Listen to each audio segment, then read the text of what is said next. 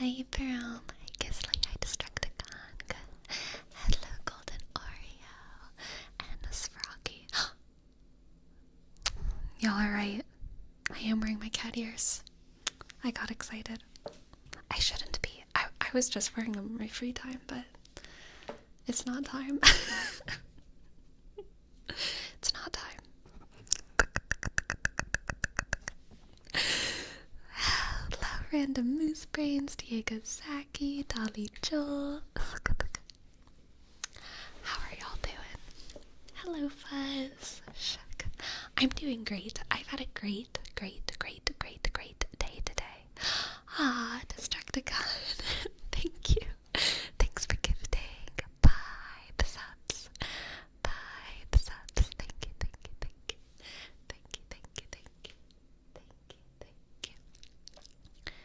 D-E-S-D. Click. R-O-C-D. Shick. Okay. Click. O-N. Thank you. Hello, Fluxadol. Hello.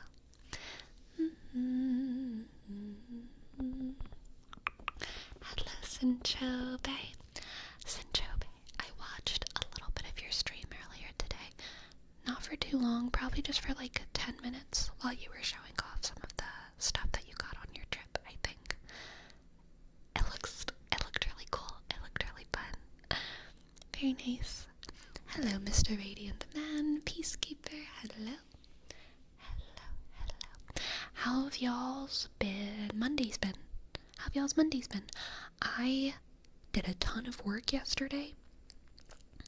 Yesterday was a huge day for me. I did so much. I remember like looking at my to-do list at the beginning of the day and I was like, damn, how am I even gonna do it all? But I did everything I was supposed to do yesterday. And so I took today to kind of recalibrate for most of the day. And then tomorrow's gonna be another big productive day. Reading and cooking all day. Very nice. Max Wheel, thank you for your sub. Thank you, Max Wheel. Thank you. Max Wheel.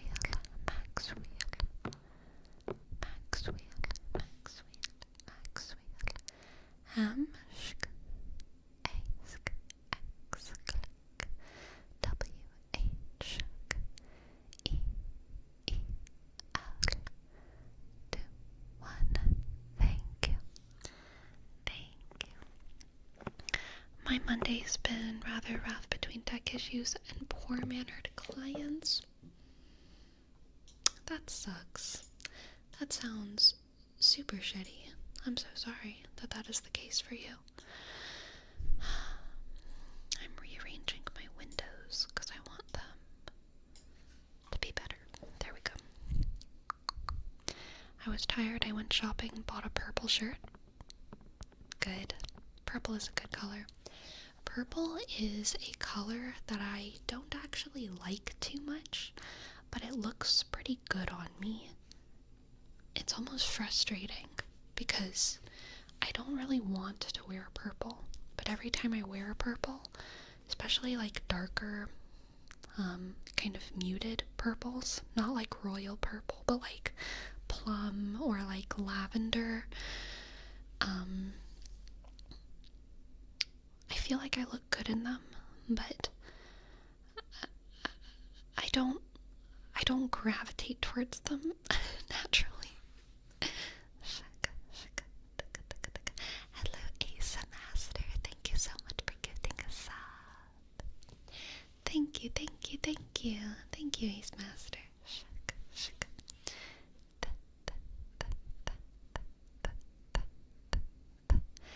A shik, C, click, isk, A, S, D, R, 2, 0. Had to spend like 500 pounds. That's pounds, right? 500 pounds today. Oh yeah, Joy's owning a car in the UK. Insurance and road tax ain't cheap for me. Oh, that's rough.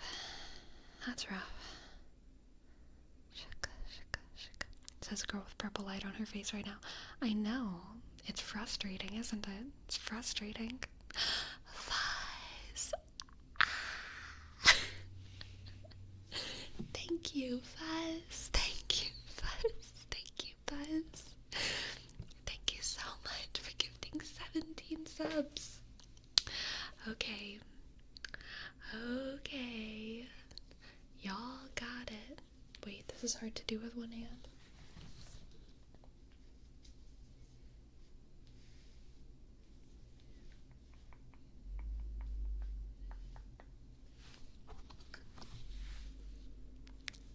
Rar. Hello.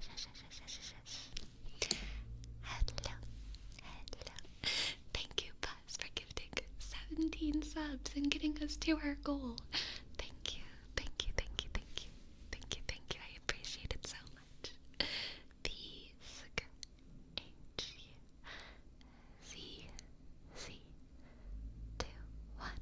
Thank you.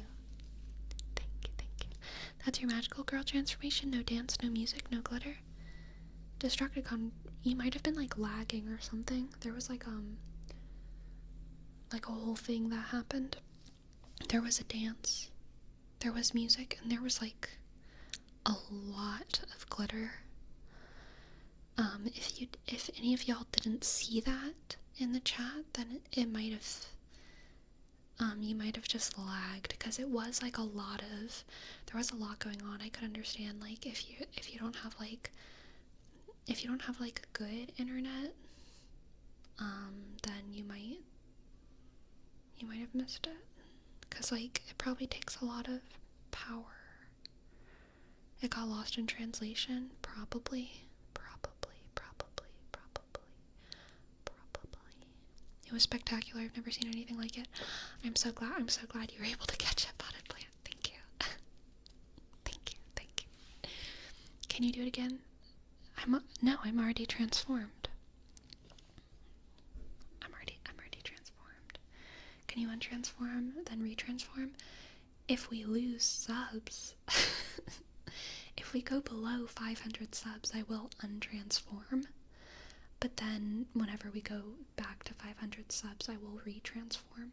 We might lose subs during the stream. It often does happen, because, it's like exactly a month and it expires. So, yeah, just, it could happen. But, like, I can't do it, like, without the sort of universal trigger of subs and unsubs. Maybe for the 600 subs goal. That's true. Also, if we make it to 600 subs, there will be another transformation sequence. So, Hello,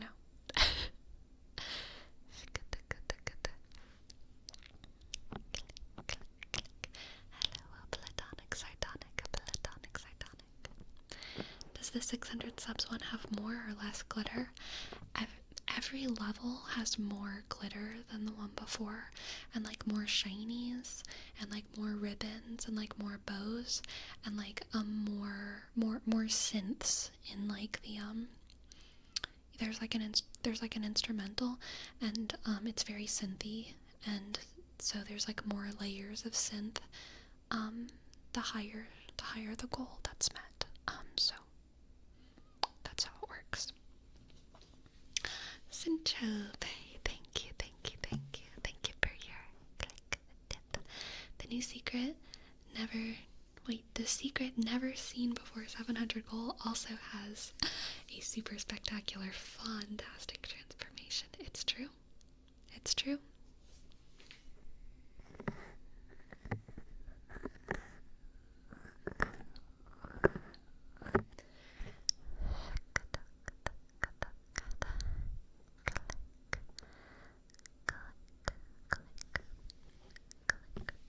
Okay, let's see what the cards have for Sinchobe, huh?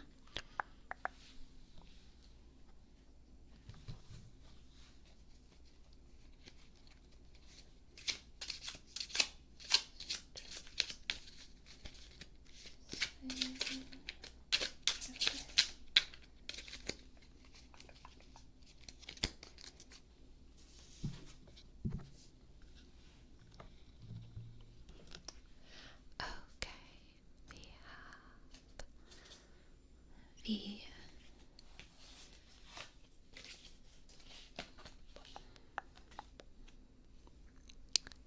Page of Pentacles, Page of Pentacles, Page of Pentacles, Page of Pentacles, Page of Pentacles,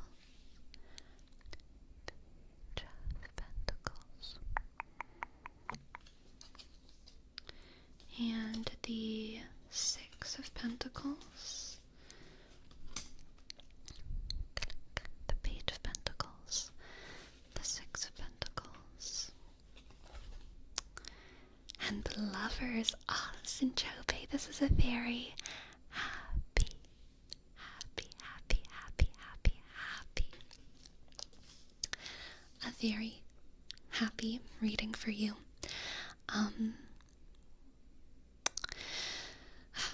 This is okay, let me think of the best way to say this, Syncope. This is starting something new and feeling respected in a new sort of era slash position. I don't necessarily get the sense of like a promotion or like a on paper transition, but more like a psychological, like fresh start, new leaf. And I think that you are going to feel respected and have the energy and excitement to give respect to others. And there's this great just vibe of sort of reciprocal appreciation and collaboration and synergy and excitement. Okay, excitement, excitement, excitement. Let's get another card. Nine of Pentacles, yes, another beautiful reading, another beautiful reading. Beautiful card. This is going to be Syncope. Man, so many pentacles here. So basics, super productive vibe this week for you, Syncope. And I think that you're going to not only be very, very proud of all of the work that you do, but it's going to feed your self-esteem a lot. And I think that you're going to really, really feel appreciated by your team. And that's also going to feed your self-esteem. It's going to be a really, really, really good week for productivity and self-esteem. Okay, productivity and self-esteem. I think you're going to just be feeling really, really good with what you're able to produce this week. Let's get an oracle card for you too.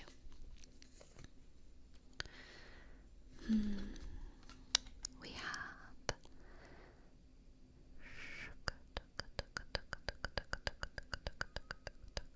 solitude.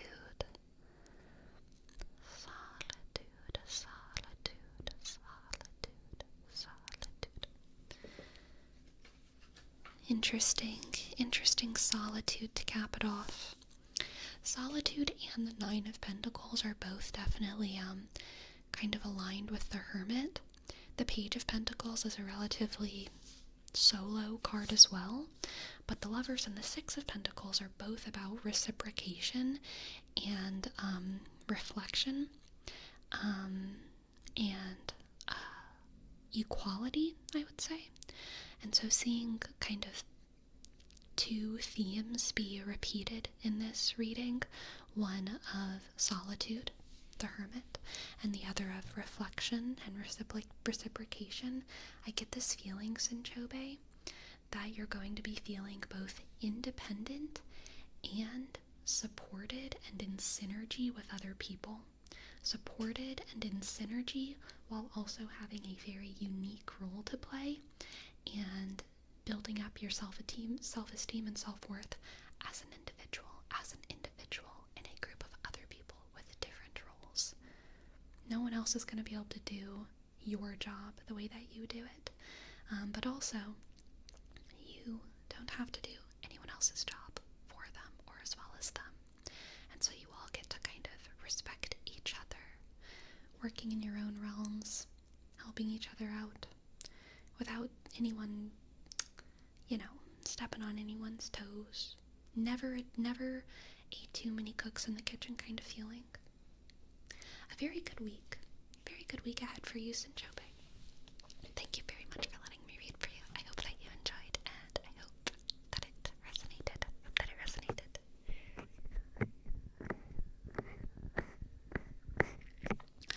Oh my gosh, I love Madoka Magica so much. I also love Cardcaptor Sakura, y'all. Devil Inspired is like this retailer that is connected with like 10 million different fashion brands, and I get emails from them because they always just have wild like clothing drops. I have very, very rarely bought anything from them. I know I've bought something from them, but I can't even remember what. I think I've only bought like one thing from them ever. But just last night I got an email for a Cardcaptor Sakura like Lolita inspired drop on their website. I think there's three dresses that they're selling now that are like very nice Cardcaptor Sakura dresses. They look really cute. Relevant. Did you have stuff from them on Throne? I don't remember.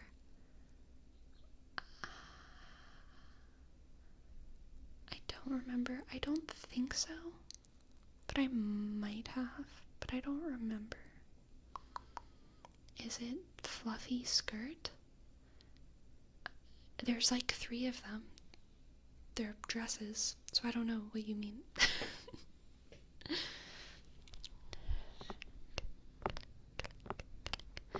Madoka is an anime I always ask if someone has watched. It's a good one. I love Madoka. Does that mean you will be using your tarot deck to save the world from now on? Oh my gosh, they also make, they've made Cardcaptor Sakura Oracle decks. The Clow Cards Oracle. I would love a Clow Card Oracle deck. I can't remember the last time I looked at them. Some of them aren't as good as others. I can't remember which one was the good one. Some of them are like tarot decks inspired by the Clow cards. Some of them are just like actually all of the Clow cards, which I think is way cooler. You could use like an Oracle deck and it's like actually all the Clow cards. But I don't remember who sells it. What's your favorite anime? Sword Art Online. I'm kidding, that's not it. I don't know why I wanted to say that. That was just a joke. I don't know. I have a really hard time naming like favorite anime, favorite movie, favorite book, because it really just depends on what mood I'm in. Like, I don't really have favorites. There's just like stuff I want to watch sometimes, and there's stuff that I think is good, right? But like, I don't have like an all-time favorite of almost anything, but I do have answers that I say just to like satisfy people who I don't want to have a conversation with. But if I ever give a simple answer to like a what's your favorite thing, it's usually just because I don't really have the energy to have the conversation about how it really just depends on what mood I'm in. So it's hard for me to give a single answer. I can name animes that I like though.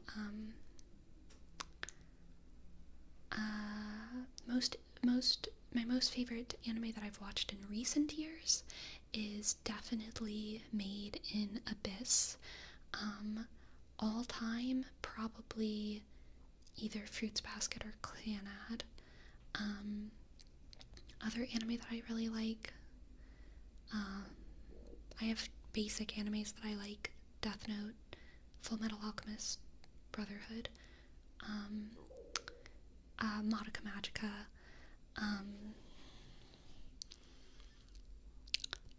really, really like that one that I just watched. What's that one that I just watched?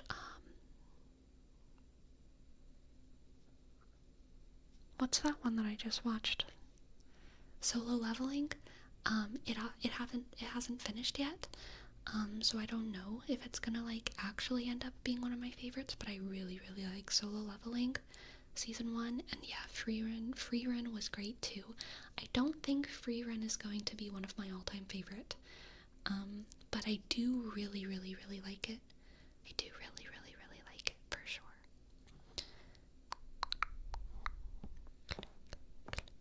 Who's your favorite Clannad character?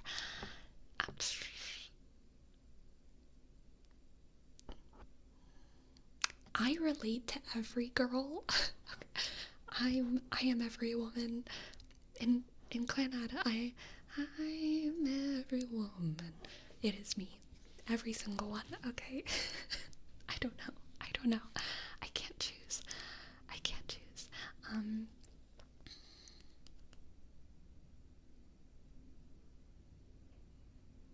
Yeah, I love them all. It's too hard. Can you tell us how you relate to Fuko?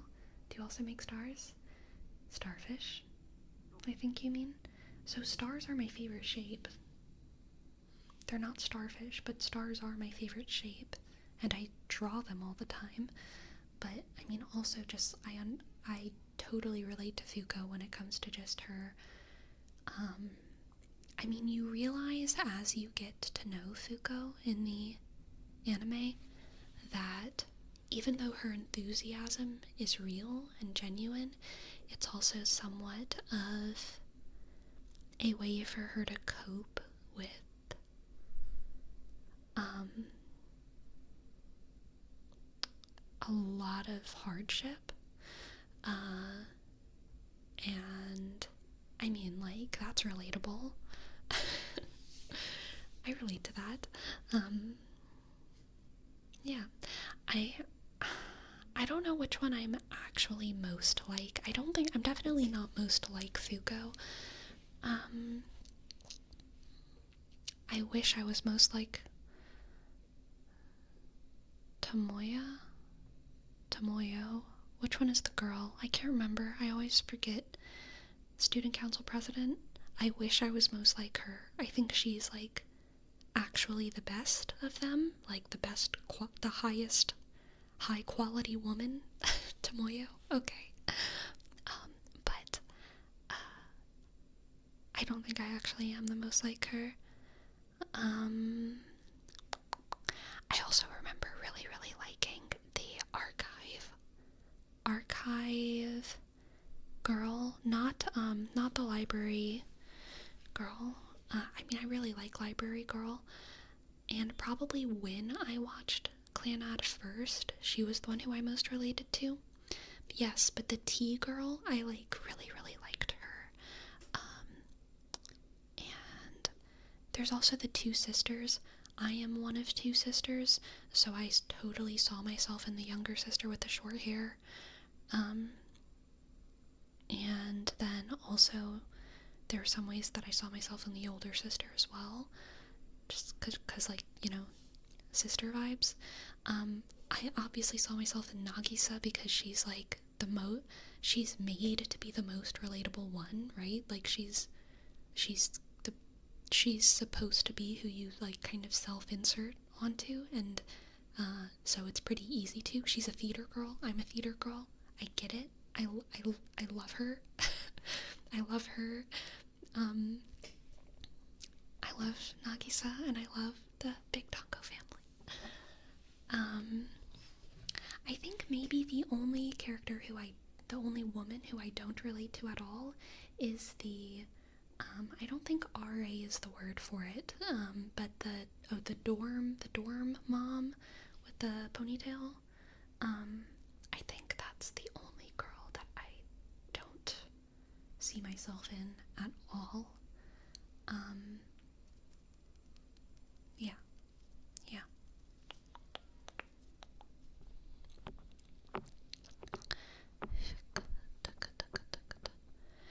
Sleepy, what's your fake placeholder answer to satisfy people whenever you get the which is your favorite anime question? I don't think I have one. I probably should. I should. Oh, I think no, never mind, I do. I say fruits basket. I think I just say fruits basket. I did forget to say, though, another one of my favorite anime is Inuyasha. I do love Inuyasha. You don't think you can suplex a dorm full of high schoolers? No, I don't, nor do I have any desire to. No desire to do such a thing. No desire to do such a thing.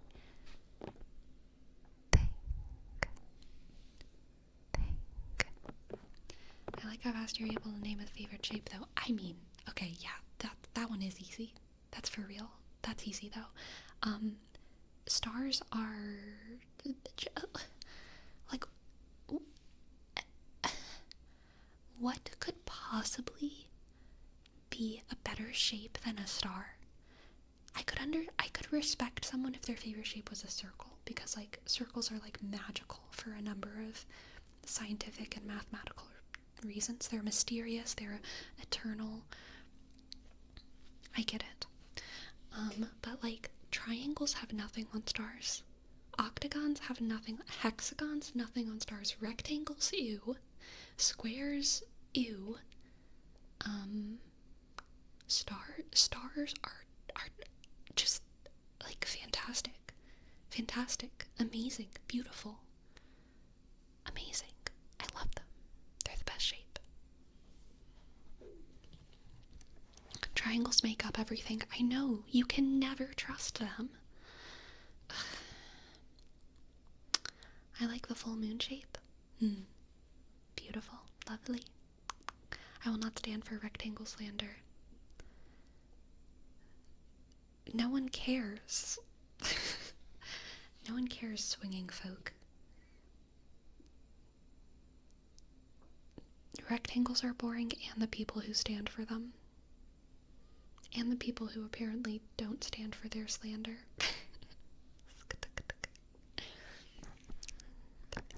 Nice joke, Sleepy. Thank you, CEO. Stars are amazing, plus it's a nice concept that they can give you a wish, so to speak. Yes.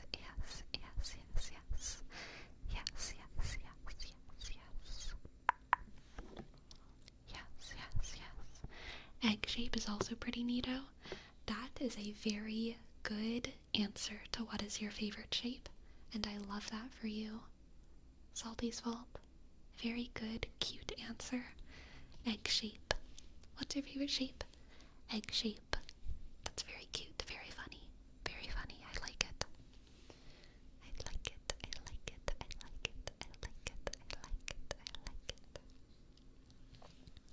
But for reals, my favorite shape is a cross.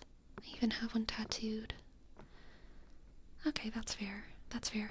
If we open up the shape question to also non-geometric shapes, because when I'm thinking shape, I'm thinking closed shapes, you know?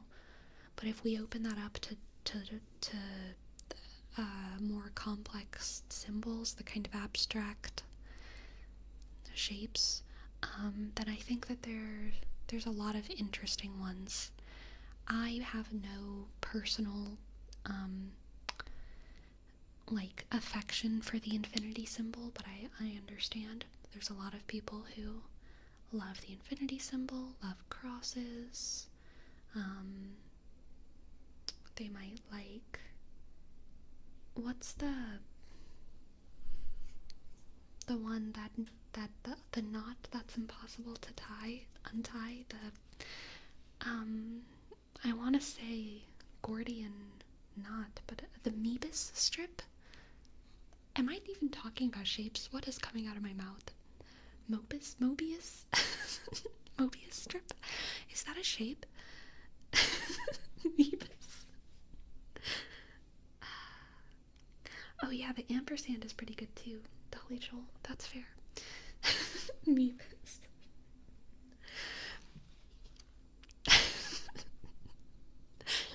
I'm sorry. Fans of the Moebius strip are cringing right now.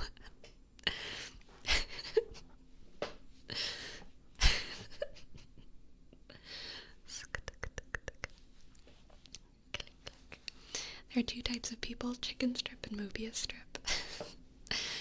I'm a Mobius strip kind of girl, except sometimes I call it a Moebius strip. Fractal. Oh, you know what? My name is Tessa. It would be funny if that's where I stopped the story. I remember in 8th grade math, we learned about the tessellations. Tessellations. I was a star for like a week. To be fair though, it was actually terrifying to be a star in math class because I'm horrible at math and I hated that I liked to be invisible in math class because I'm so bad at math. I didn't want anyone to look at me or think about me or call on me on questions. But the unit where we were learning about tessellations, anytime anyone said the word, everyone would always look at me and be like, haha, tessellate, they're talking about you. And I was like, yep, that's me. That's me.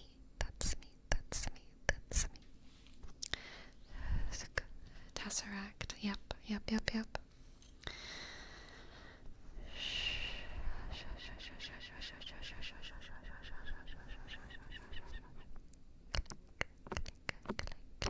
I also like to do invisible, relatable. Yes, black.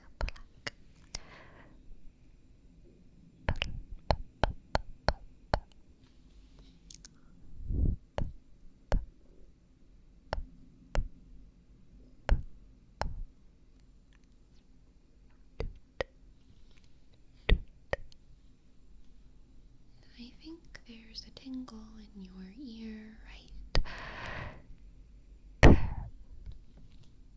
I think there's a tingle in your ear, and it's right there. Is your necklace a pair of stars? It is twinkles. Twinkle, twinkle, little star. I also really like twinkles. Twinkles are good. Twinkles are very much like stars, after all.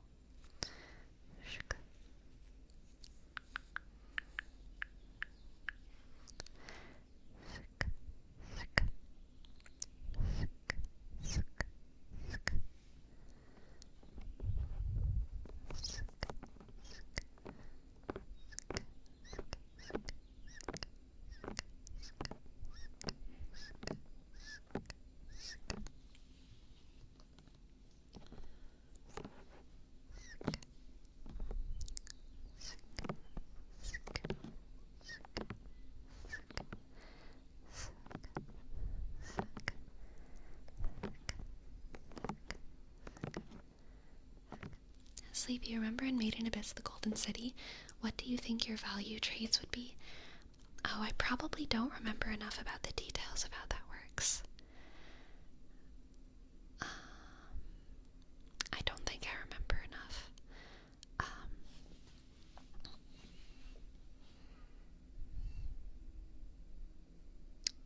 The ears squish, the ears do squish. Squish. I remember people would trade like parts of themselves, right? Like their parts of their bodies and parts of their, would they trade parts of their like brains and souls as well? I can't remember well enough. Yeah, they could. I would probably choose value things that help protect. I think I need some examples. Do you remember some examples? Destructicon. Because I can't quite remember. There's also the dude that liked things that were nice to hug. I do remember that.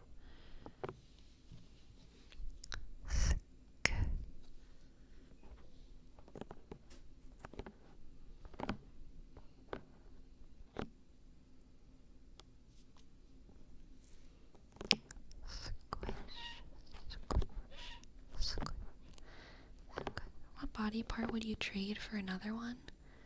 A leg for another arm?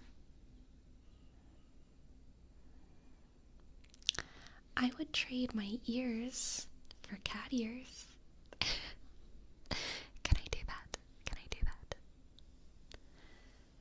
Dropping stardust in our ears. Okay. Here, dropping stardust in your ears. Just dropping some stardust in your ears. Ears, ears, ears. Just dropping some stardust in your ears, ears, ears. Maybe I would trade my appendix for 3 more stomachs so that I could eat grass like cows.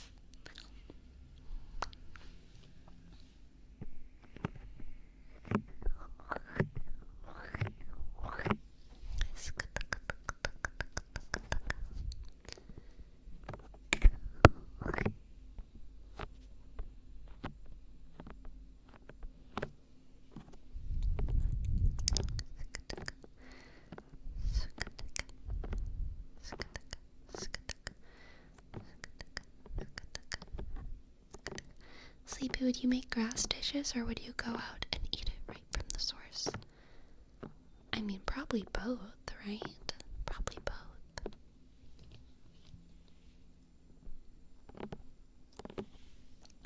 Trade a kidney for a tail. What kind of a tail? Atreides. What kind of tail? Scorpion tail. Pig tail. Bunny tail. Horse tail? Wait. No. Horses horses don't have tails, do they? Hippo? Does hippo have tail? They do have tails? Are you kidding me? Oh, wait. I need to look at a picture of a horse. What do horse tails look like? Oh wait, now I remember. They're like skinny and then they have a little puff, don't they? Right. Like a little.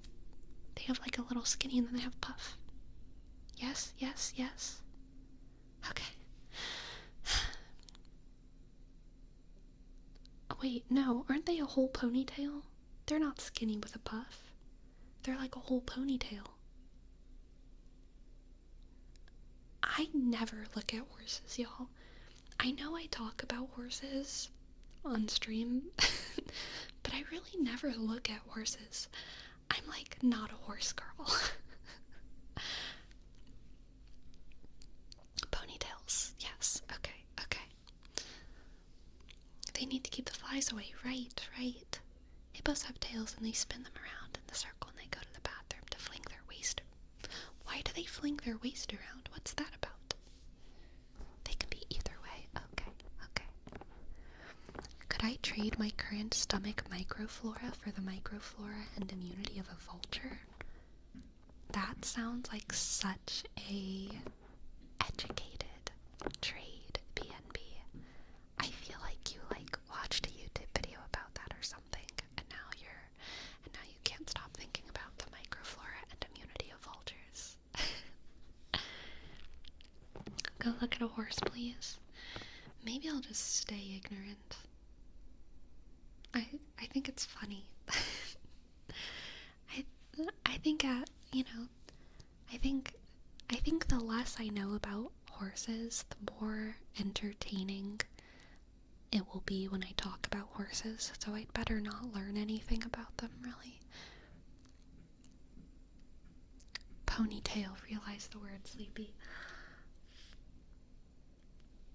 Fuck. God damn. Heckity heck. Ethan,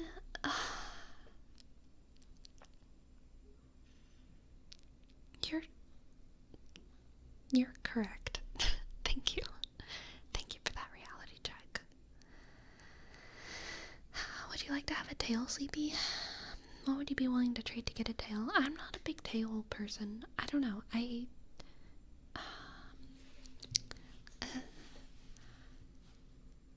don't see a ton of value in having a tail. I think that they can be cute, but like, they're not. Tails don't do too much for me. Tails don't do too much for me. I think bunny tails are kind of cute, but like, those are the least functional of all tails, so I don't know. You could hold stuff with your tail. I think little piggy tails are pretty cute. I will say those little swirly tails are very cute. I think having a scorpion tail that I could poison people with would be like pretty overpowered and fun. But yeah, I don't know.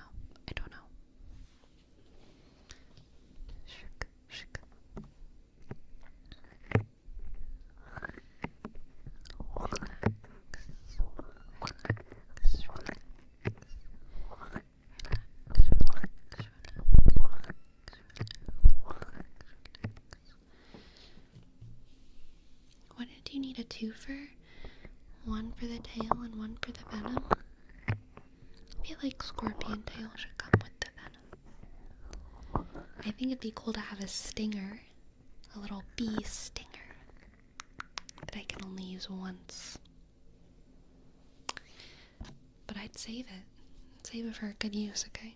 Then again, I've seen videos of bees using their stingers in slow motion, and it actually looks so painful because it's like connected with the little string, and it looks like it really hurts to use their stinger. So maybe not. I don't know. BNB, thank you. Thank you for your sub. BNB, BNB, BNB, BNB. Thank you. Thank you for your sub. B check and B click 3 1 9 9. Thank you.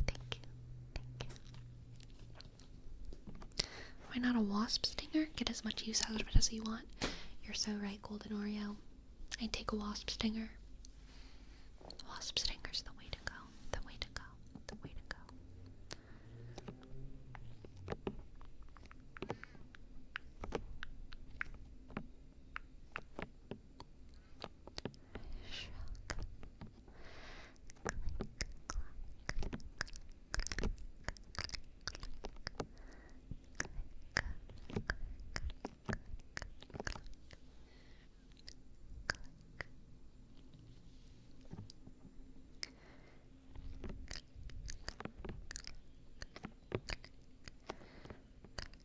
A rattlesnake tail.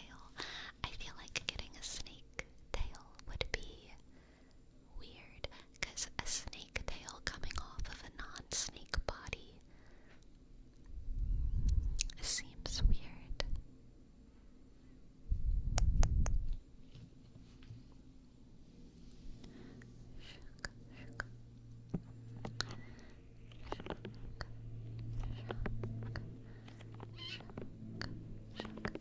Here's a question. Do you think any animal, individual, if you gave an animal human intelligence, but not human emotions, okay? So they still have animal emotions, but human intelligence, so they can comprehend what you're saying. Do you think any animal would want to be human? I feel like no animal would actually choose to be human. Do y'all think any animals would want to be human?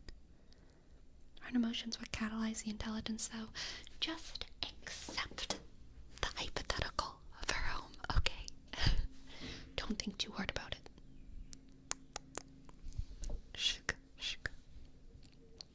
All of them would? You think, the Fuji? octopus would want to be human. But then it would not be in the water. Dolphins might.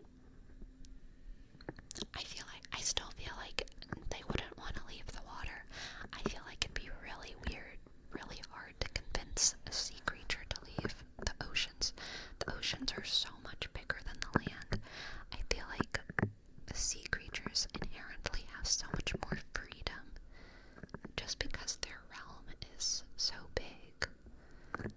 Dogs? But then they couldn't dig holes. You think you could convince a dog to have this instead of and speed and good snow sniffins?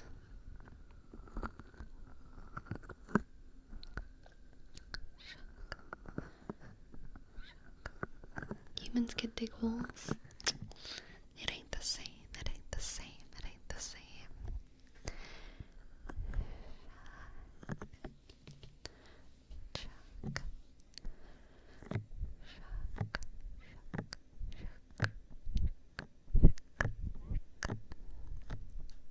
Wait, you thought you said they'd just get intelligence?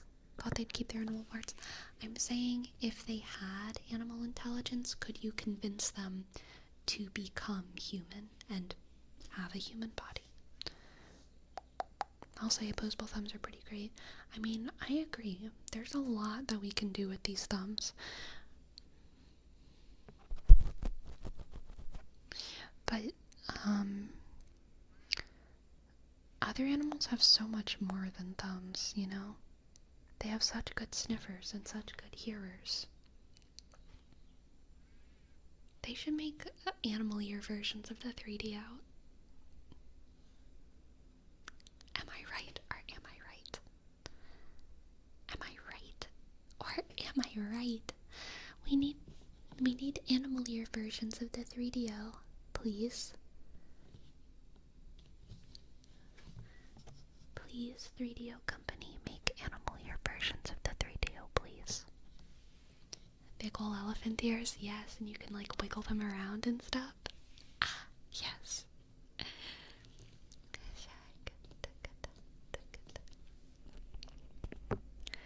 Think you could convince quite a lot of them based on lifespan? That's a good point. That's a good point right there. Did we miss a word redeem? Ah, yes. Thank you, thank you, thank you.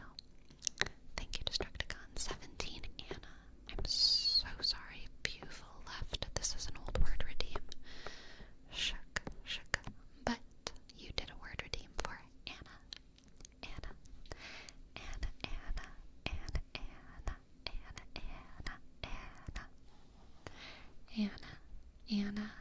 Anna. Or perhaps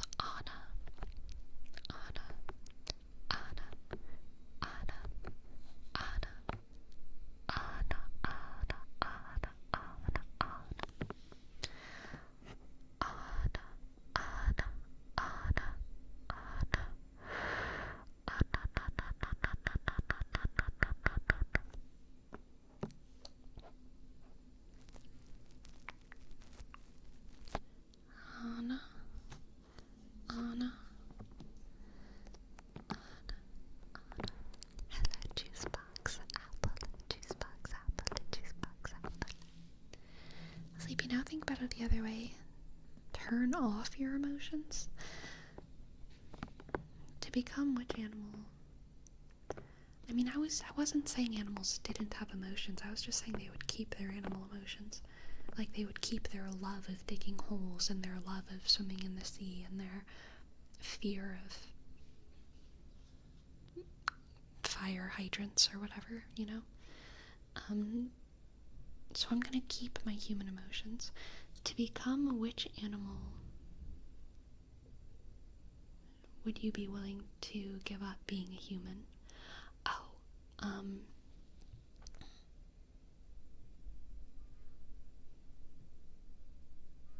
I think there's actually a lot of animals. But also,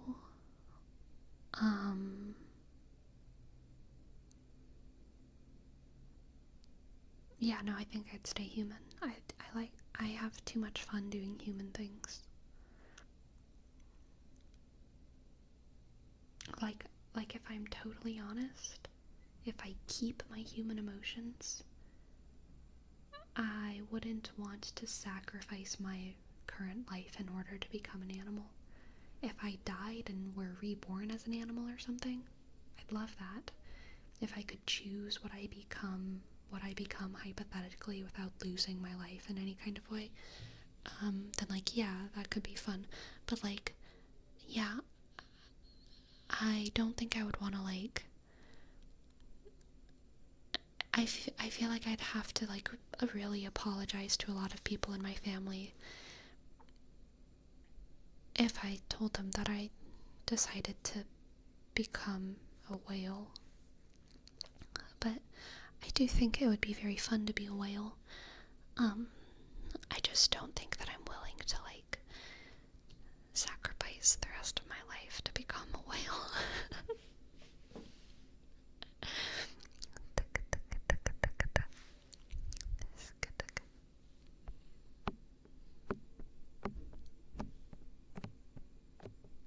Hello, mother bird.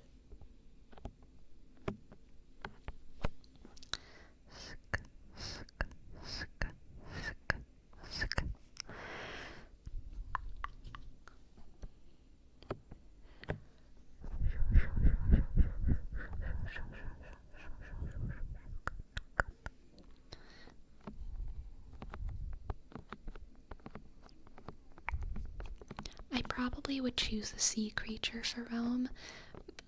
Probably a whale. Probably a whale.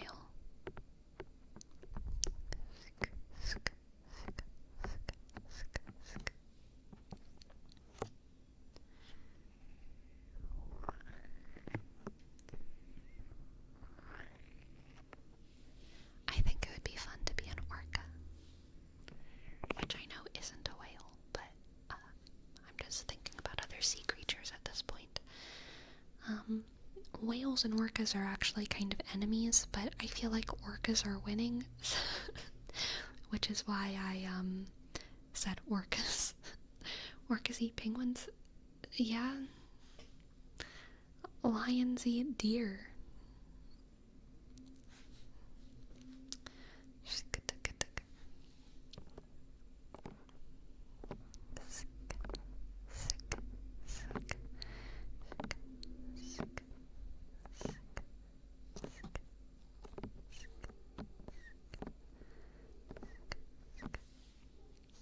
Orcas aren't whales. Orcas are dolphins, technically.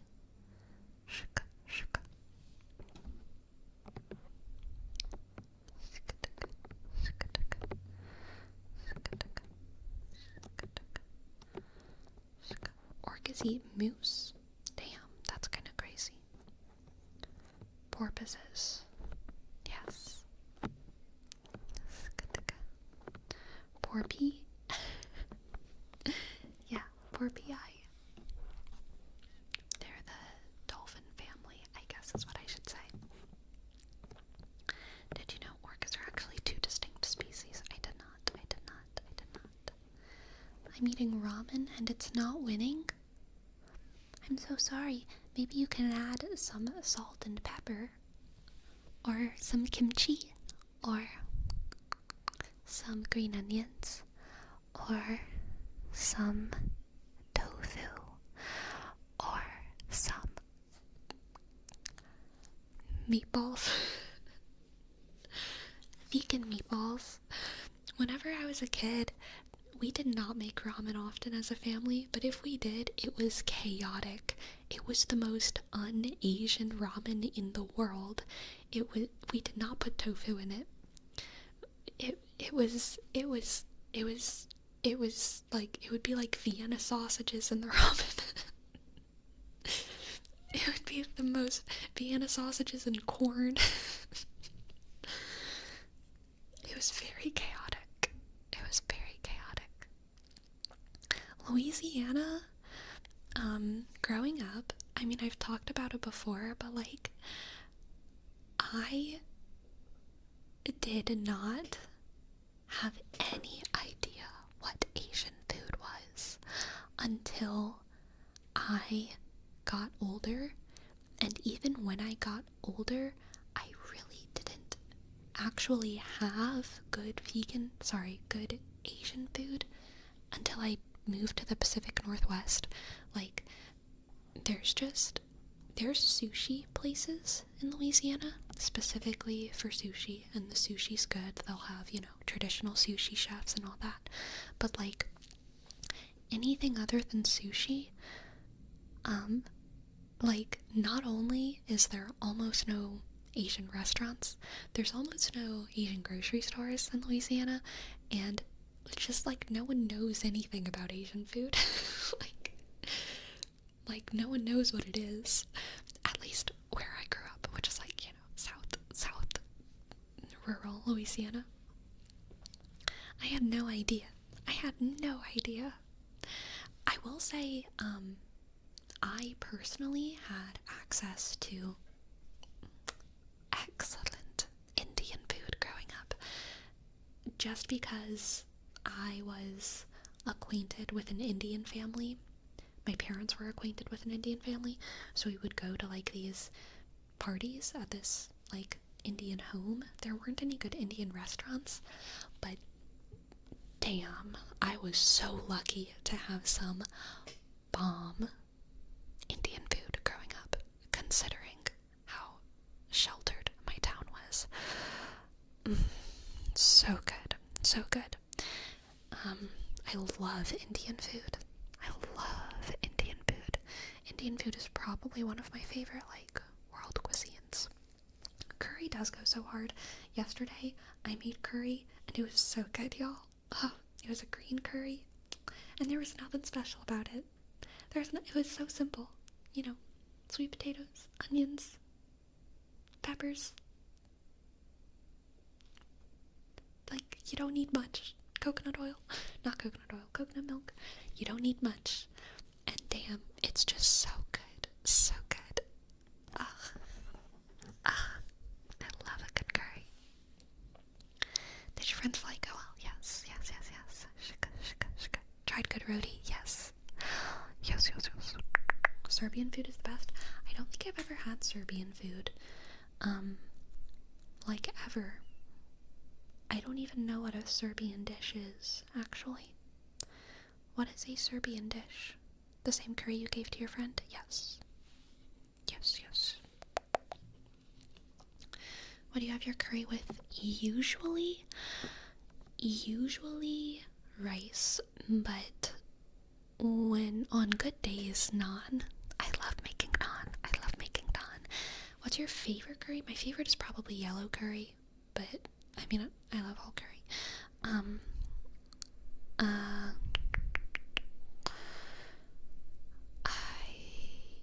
I really like making naan, and I made naan yesterday, and I didn't use all of the dough, so I might make more naan later this week, but I did eat all of the curry, so if I do make more naan, I might either make more curry later this week, or I might make like a chutney or something. Go crazy, Shaka.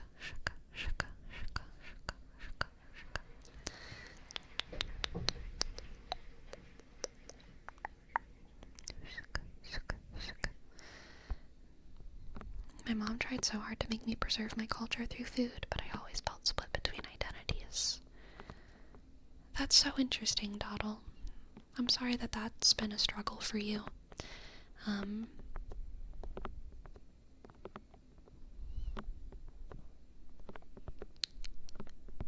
Sorry that's been a struggle to you. I feel like having access to multiple sort of lineages, food lineages, is such a superpower. Someone who comes from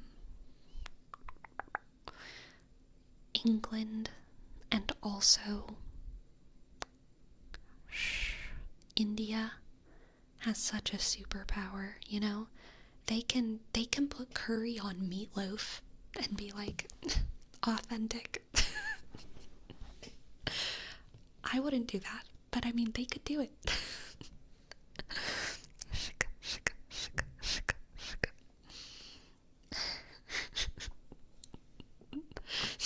Don't think too much about that. I didn't think too much about that before I said it, but the more I think about it, the weirder it gets. Don't think too much about that. Curry on beans and toast. Yeah, exactly. Curry on meatloaf. Oh, God.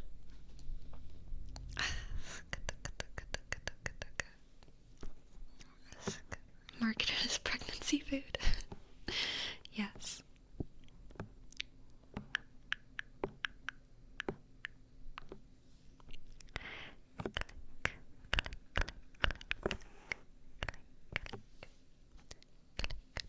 We have the name trace for Psy Fantasy Freak.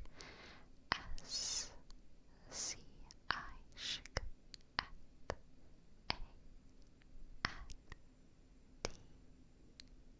Shk S-Y F-R click E-A-S-K.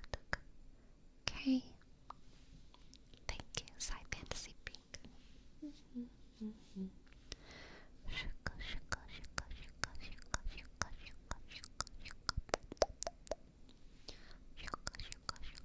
Never seen meatloaf in my life. I think you're speaking as an English person. I guess, is maybe meatloaf more German? Is meatloaf German? Maybe meatloaf is German. I don't know. Maybe I'm thinking of, I don't know what I'm thinking. Well, I know I'm thinking of meatloaf, but I don't know where it comes from. I think meatloaf might just be American. Really? I totally thought it was English. Okay. Cool. Oh, according to Google, it's from Germany, Belgium.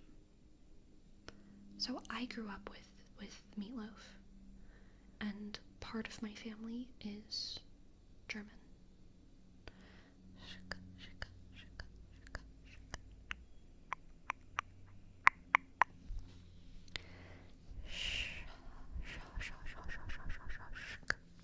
Louisiana delicacy. I don't think it's too common in Louisiana. It's from my non-Louisiana branch, but and that branch of my family is Dutch and German and Irish. I'm from everywhere in Europe except from England. My family. I am not English, but I am the rest of Europe. I'm not Greek. I'm not Greek. I don't think I have any Slav in me. I think I have nothing Slavic. I do have Spanish. I do have a little bit of Spanish from home. I do. The major branches of my family are French and Spanish on one side, and then the other side is German, Dutch, Irish. That I know of. Those are the major veins. Greeks are Baltic, no? Maybe, I don't know. Mertelof. Beautiful Natrix. Now it looks like an elvish dish. Ah, yes, the elves. The elves dining on their Merteloefa. Merteloefa. Merteloefa.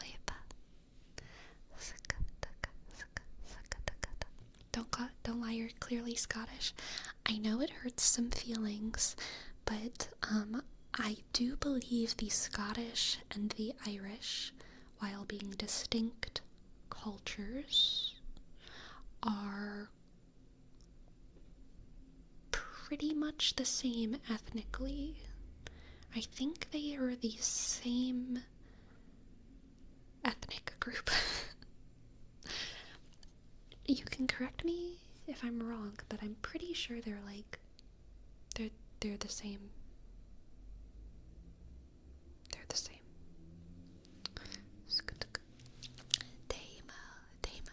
Damo, thank you for your sub. Thank you. Thank you, Dame. Thank you, Dame. Damo, shk, D, A, click, Y, sk. Oh, 3, 2, 1. Thank you very much. You definitely look Scottish. Do you think Scottish and Irish people look significantly different from one another? That's the question I ask. Mate. Click. Do the Scots and the Irish even look that different? I feel like if I put them all in a room and took away their tongues, they'd all look the same to me. But what do I know? What do I know? Clack, clack. Purple little lamb. You've got nothing on me, Gisley. I've been practicing for years. Shuk.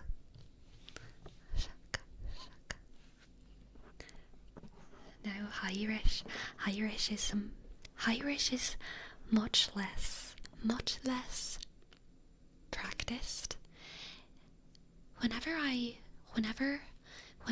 try to do Irish, I try to do a sort of mix between Scottish and English, and it's very bad.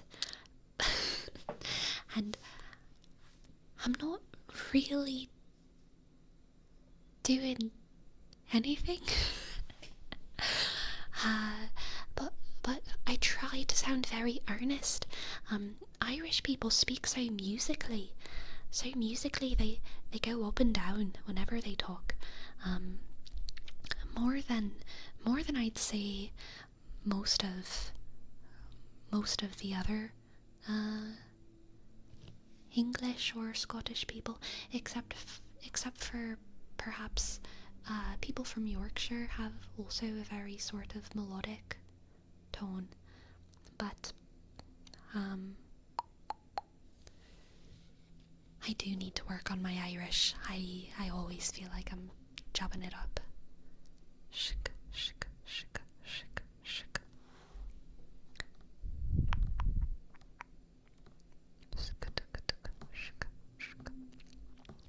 Welsh are the most melodic. Interesting.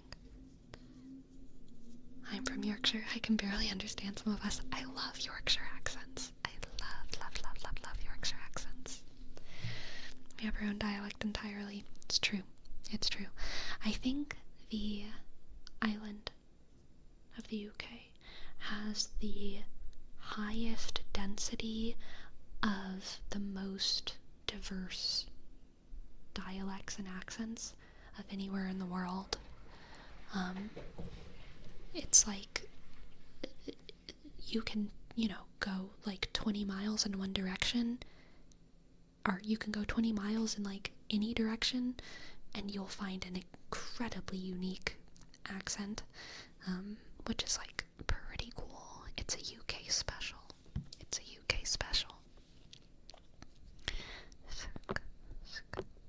How about a Scandinavian accent? No, not at all. I cannot do one.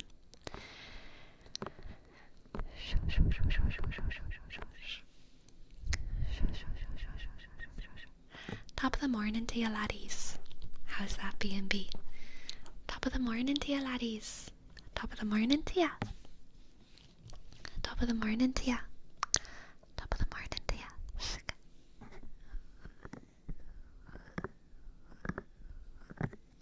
Top of the morning to ya. Top of the morning to ya. Top of the morning to ya. Top of the morning to ya. Top of the morning to ya.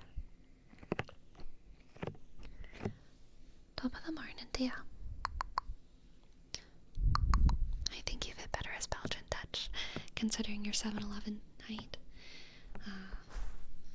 Yes, I get that a lot. Bro. Do a Liverpool accent. I don't think I can do Liverpool. Saoirse Ronan would be proud of your accents. I'm flattered. I love Saoirse Ronan, but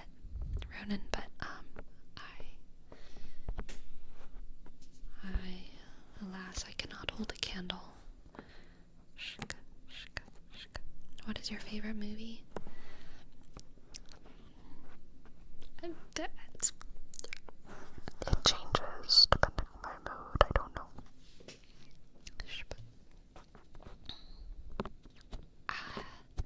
What about an Italian accent?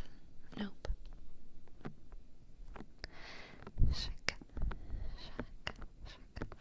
Quick sleepy fruits basket.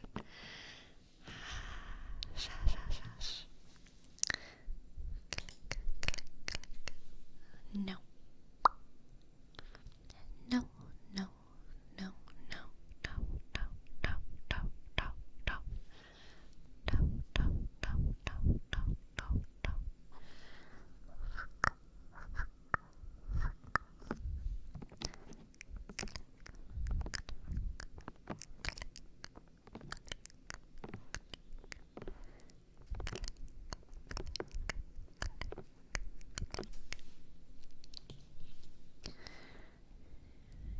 I don't even know what a Greek accent sounds like, to be honest.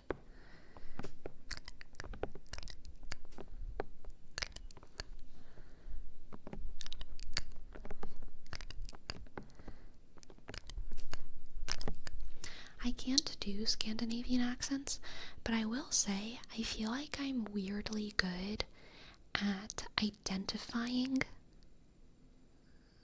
a lot of Scandinavian accents. Like, I can kind of tell the difference between, like, Finnish and Dutch and Norwegian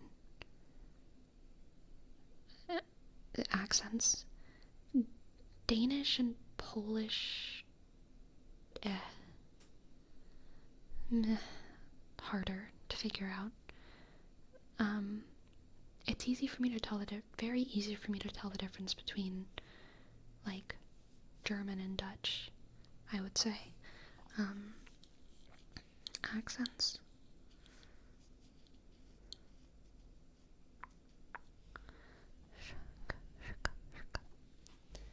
Can you tell the difference between Russian and Serbian? I don't think I've ever heard a Serbian person talk. At least not that I knew they were, like, a Serbian person who I knew was Serbian. I think the only Serbian person I know is Tara Yummy on YouTube. And she's not Serbian enough to have an accent. She's pretty American.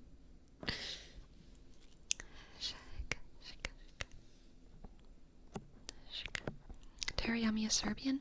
Yes, I believe so.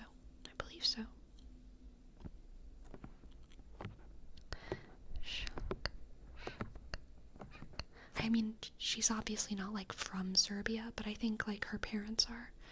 I think at least her dad is. She's talked about that.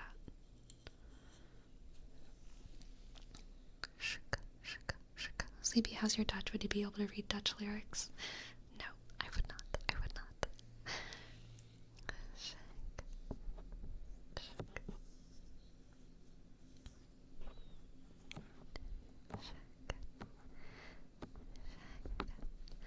Russian and Belarusian? No, I probably couldn't tell the difference.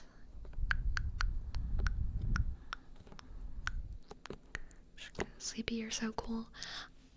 I feel like this stream is completely just, or it's like 5% me talking about, like, oh yes, that accent, and it's like 95% me saying, like, nope, I can't do that accent. Nope, I don't even know what that one sounds like. Nope, I've never even met a person that sounds like that. I feel like this stream is me talking about how uncultured I am. Because, yeah, there's the 1,000,001 accents I can't can't do.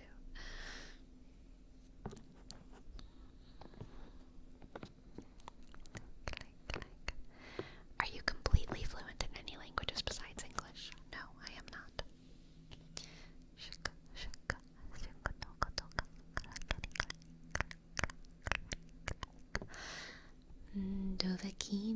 Dovahkiin, aloxin, los varin. What I know, gumar vera gasvar. Akvin oruk palgran, fornos hon sin rosan. Dovahkiin, fain ko mudra. Dovahkiin, aloxin, los varin. What I vogul marfera gastvar. Akvin oruk palgran, fornos hon sin rosan. Dovahkiin, fain ko mudral. Does theater generally require you to do a lot of accents? Theater often requires you to do accents, but whenever you major in theater, if you go to a good school, you will not learn that many accents. What you will learn is how to learn an accent for a show, which is what I learned, I learned the process of learning an accent.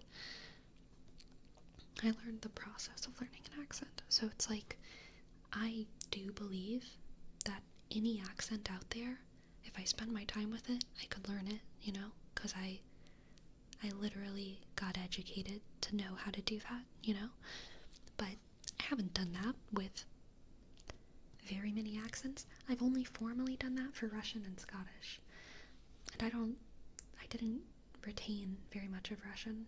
Russian is super rusty for me. And I have done an English accent for the longest time because I figured that one out when I was a kid. So those are the ones that I'm most comfy with: English, Scottish, Russian. And I've never had to do... There was one show where I did a Boston accent, but I've never had to do anything other than those accents for a show.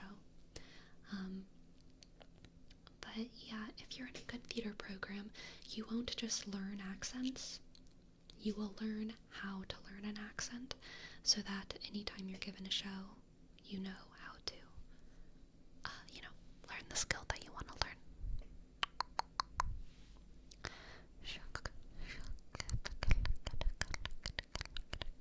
Please regale us with your Bostonian accent. So that was actually the very first accent I ever did for a show. I think I did that accent for a show when I was just 11 or 12 years old. So I do not remember how to do that accent. I do not remember how to do that accent.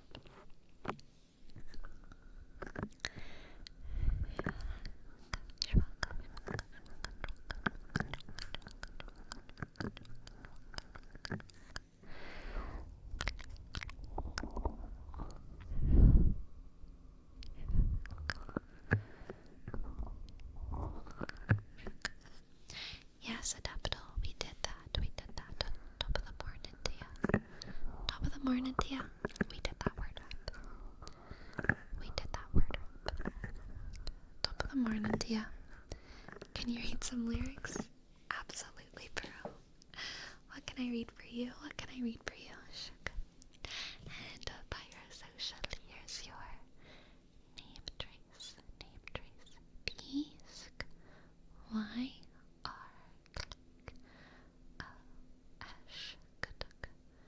O-C-I, click, A-L, 1. Thank you, biosocial. Thank you. The idea of an 11-year-old with a thick Boston accent is even funnier. It was, one of the most... Why? Okay. it was pure inspiration. Because you know what I did it in? You know what I did an you know what I did a Bostonian accent for? The Jungle Book.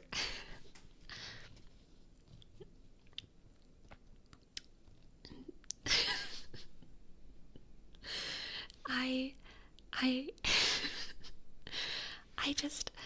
I was reading the auditions, and I was auditioning for, it wasn't a Disney Jungle Book, it was traditional Jungle Book.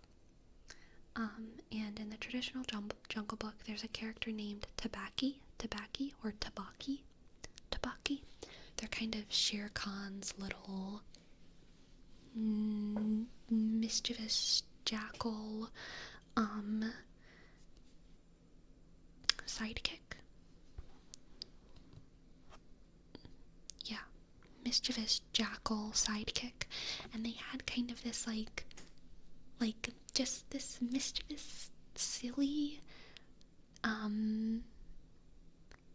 energy. They kind of reminded me of like LeFou in Beauty and the Beast. That like quirky villain sidekick, and very small energy as well. And they kind of gave me like mobster energy, I guess, like tiny man, big mouth. And I was just reading the part when I was auditioning, and I was like, this guy feels like a little like greedy Bostonian, New Yorkie like mobster. Like there's such an energy here. And so I went into the audition and I did a Boston accent for Tabaki the Jackal. And immediately when I started, the director just cracked up laughing. And so I got cast, and that was that. The rest was history. So yeah, it worked. Directors like it when you make bold choices in auditions.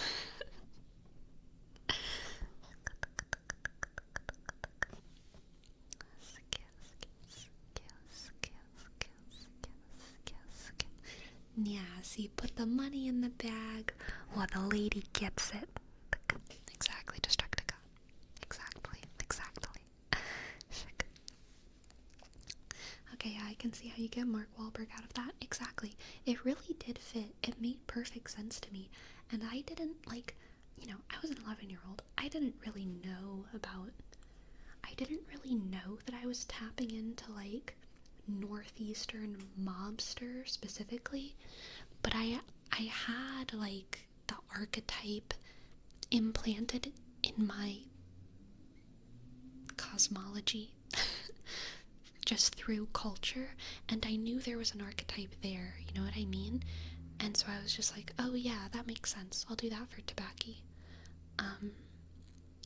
Even though I didn't really I didn't really understand the cultural context of, the Bostonian mobster, nor did I understand deeply the cultural context of the Jungle Book, which is much more funny now that I'm older.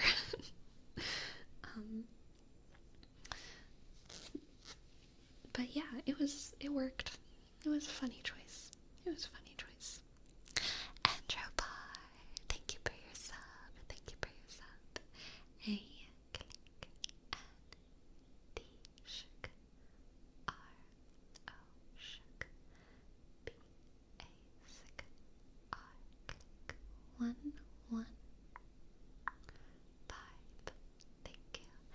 Anthropophagy.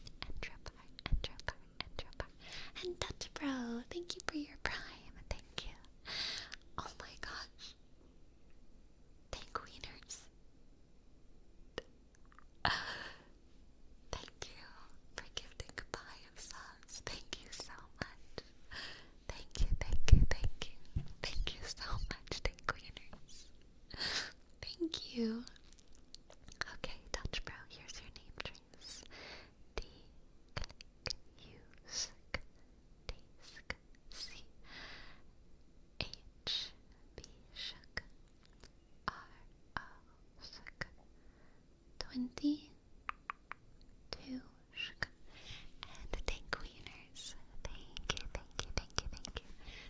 you so much again for getting 5 subs. D click A N shk K shk shk W shk I dot E N shk E R shk Z. Thank you. Alright. Jerome, did you say what you wanted me to read for you? Jerome. Oh, I see. Europapa by Just Klein. Let's see what left is. Let's see.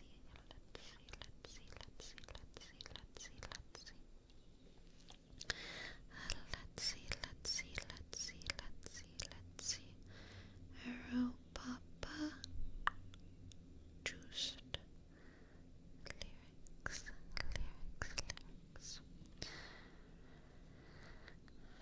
Okay.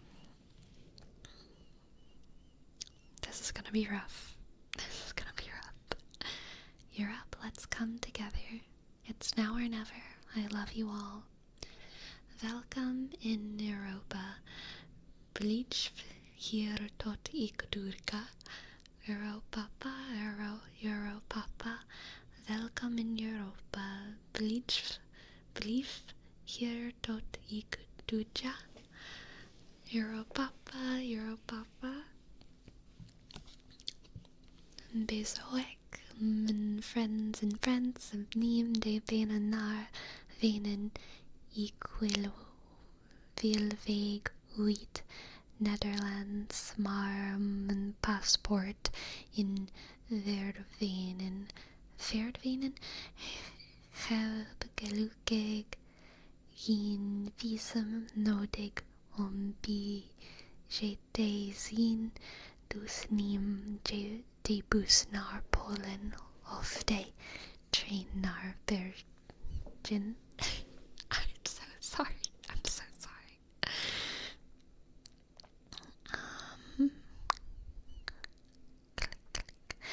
Ik heb geen geld voor Paris, dus gebruik mijn fantasie. Heb je een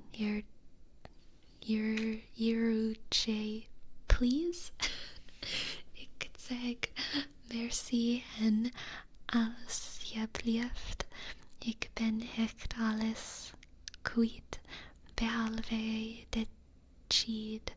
Dus ik ben elke dag op reis, want de wereld is van mij. World. That's gotta be world, huh?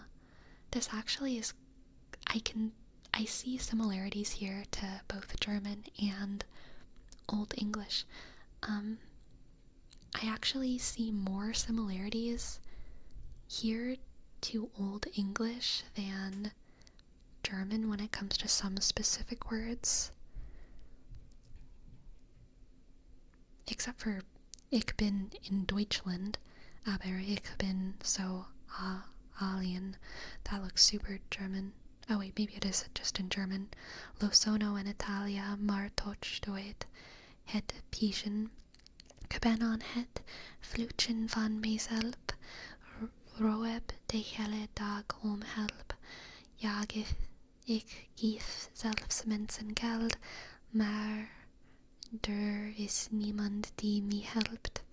Ik hou geen escargots, hou geen fish and chips, hou geen paella. No, ik weet niet insect wat dat is. Zet de radio aan, ik hoor stroom met papa thee. Zal niet stoppen tot ze zeggen, ja, dat doet je goed, hey. Welkom in Europa, zelf hier tot ik doe ja. Europapa, welkom in Europa. Zelf hier tot ik doe ja. Europapa. Hey, Europa. Hey, Europa.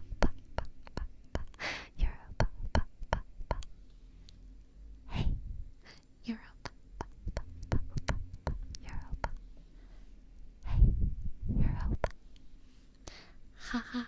Hey, welkom in Europa.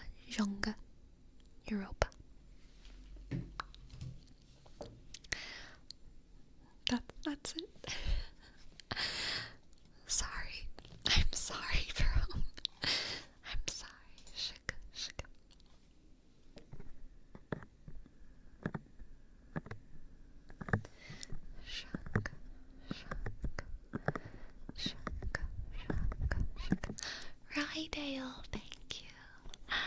Thank you. Thank you. Thank you for your sub. Thank you. Thank you. RYE_D click ALE shook. Thank you. Right, Dale. Thank you. And we have a word wrap for flabbergasted. I am absolutely flabbergasted after reading Yura Papa. Flabbergasted. Flabbergasted. Hello, Bitterbrush. Flabbergasted. Flabbergasted. Flabbergasted. Flabbergasted. Flabbergasted. I have started taking my iron supplements again because I've been started to get like very random like lightheadedness spells. So I'm starting to wonder if like maybe my anemia is like creeping up. I've been anemic before. And I'm sometimes anemic on my period, which makes sense because I'm losing blood, but that's not what's happening right now. And so I've been wondering if, I should start taking my iron pills again. So that's what I am doing. But yeah, I mean, just now, I'm just sitting here randomly, and it was right when I said hello, Bitterbrush, I started getting like a whoa, and then it very quickly went away. It was like a 3-second and then it went away. So it's like very random. What's anemia again? Low iron. What's the color of your fingernails? Normal.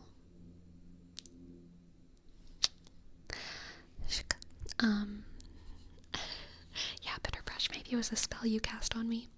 But I think it was 2 days ago, I was like dizzy, like almost all day, but it was very weird. I kind of felt like I might have been having like a vertigo thing happen for like the first time ever. Some of my relatives have had vertigo before, so I kind of know what it sounds like people have talked to me about their experience with vertigo. But yeah, a couple days ago, I think it was Friday, I felt dizzy like all day, but it was weird because I didn't feel lightheaded, like I wasn't seeing stars or anything. It was just dizziness, and I felt a little bit nauseous kind of from the dizziness, but my stomach was fine, and I didn't feel sick in any kind of other way. So I was like, it felt very weird, but that went away, so that's okay. That's all good. But yeah, I'm starting to take my iron again, and hopefully that sorts itself. Could be water or B12. I take B12 pretty consistently, so I think that should be fine. Recently, I've been getting brief dizziness when I move around in bed. I don't know if that's vertigo or not, but it's odd for sure. I've had that before as well, Gisley. I don't think I have that right now, but I have had that before. Hypoglycemia? Didn't even consider that. That would be weird. Oh my god. It's me, Mossy. Sleepy quick question. How do you improve at taking pictures of yourself? I'm horrible at taking pictures of myself. I hate taking pictures of myself. I've gotten more comfortable with being on video, obviously. But like, I am so bad at taking pictures of myself. I hate it. I'm so bad. I look into B12 before iron. Excess B vitamins are soluble in water. Iron stays a long time. Okay, Neatrix.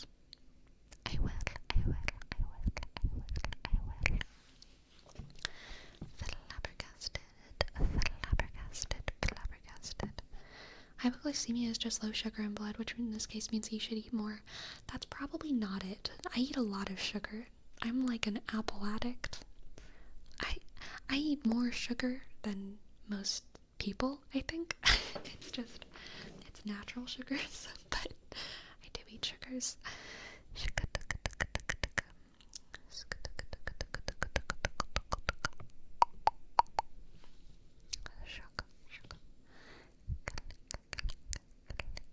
When I was in school, I was anemic, and I remember having to take ferrous sulfate for a couple weeks, months. That sounds rough. I haven't had anemia in a significant way since I started college, and I wouldn't consider what I have now, like, honestly, very significant. It'll probably sort itself out if I just keep taking my supplements. But we'll see.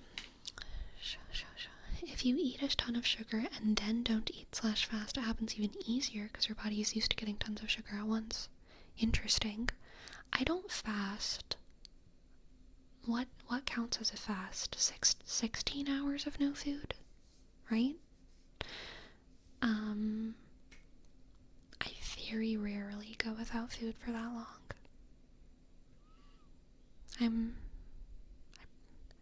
I eat. I do eat. I do eat. Fairly regularly.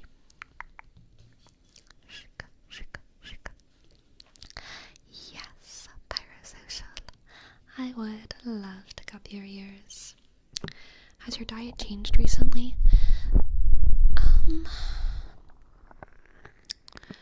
One could say that whenever I work out more, I try to eat more protein.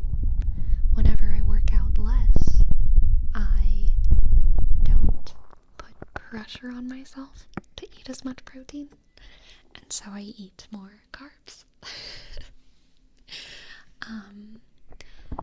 So for whenever I sprained my arm and I pretty much stopped working out, my protein intake probably like halved, and I was just chilling, eating many more fruits and vegetables and stuff. And then just within the past couple days, I'm gonna try to start going to the gym again. And that means that I need to increase my protein intake, which is fine, but it is, I like eating a lot of carbs. So I'm a little bit sad that I'm gonna have to start prioritizing protein again. But I know it is good. Do you take creatine? Yes, I do.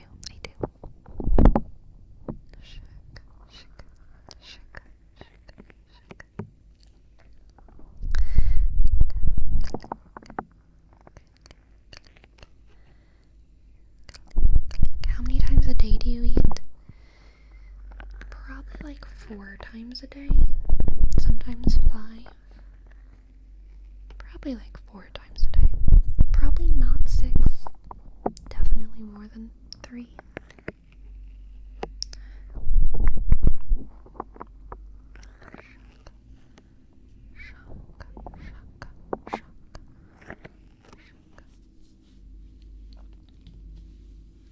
You drinking enough water, taking the creatine into account?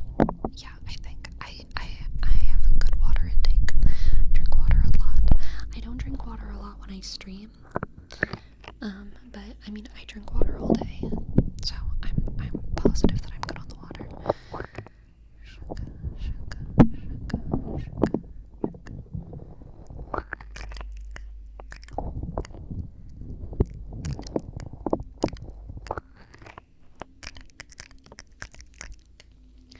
But I'm not too worried about it, honestly.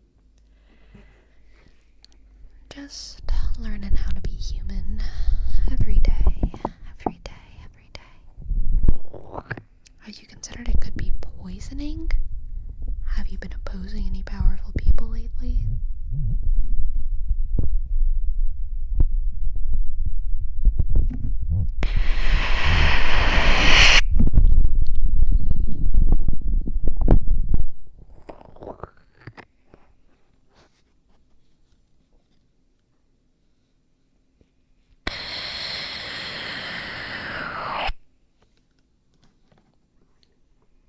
No. I would never oppose anyone powerful. I'm just little old me. I would never. Can you keep doing that? That's a good time. Yeah, I don't know why people on Twitch are wasting time eating ears when we could be sucking the life force out of ears.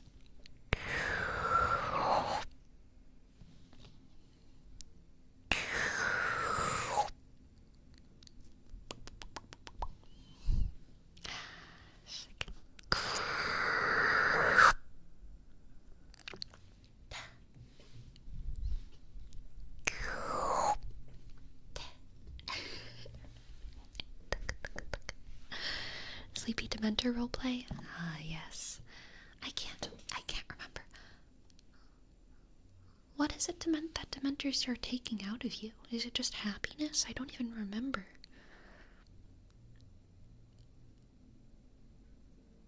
Memories? No, that's the pensive. Emotions in general? Okay. Oh, wait, that actually makes sense. I do remember that. Yeah, emotions. They feed on negative emotions, but they suck your soul. Right, okay, right. It's coming back. Dude, that is so effed up, though. That Azkaban is so effed up. I remember thinking about that even when I was reading the books. I was like, wizards suck. Like, why are they putting prisoners in Azkaban? But it's because wizards are not woke at all. They're actually idiots. They shit on the floor and they have Azkaban prison and also slaves. Wizards are very dumb and I don't get it. Wizards suck, yes, but prison always sucks. I know. True.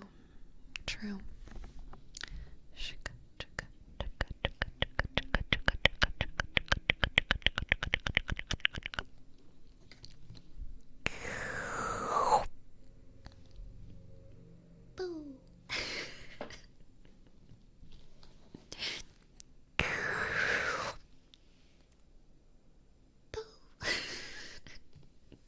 That's very funny to me. That was a bad soul and Sleepy spit them out. Yeah.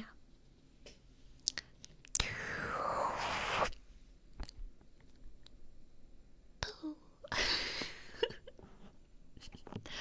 Boo.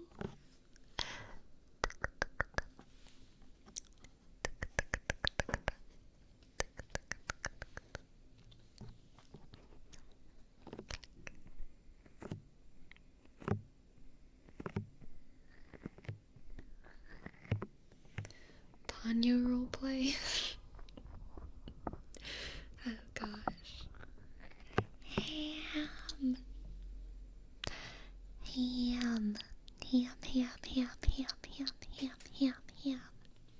Ham. I got a really good idea for an ASMR video earlier today. And I'm not gonna tell y'all. I'm not gonna tell anyone until I do it. But I'm hype for it.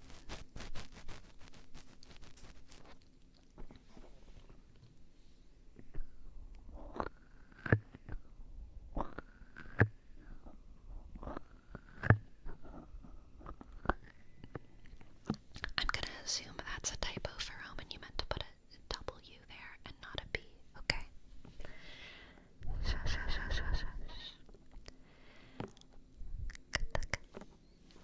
For Cindy Christie. Happy Warcraft.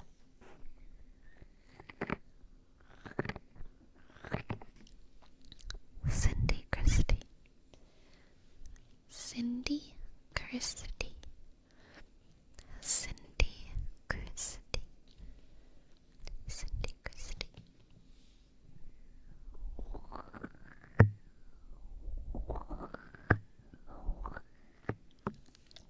Cindy Christie.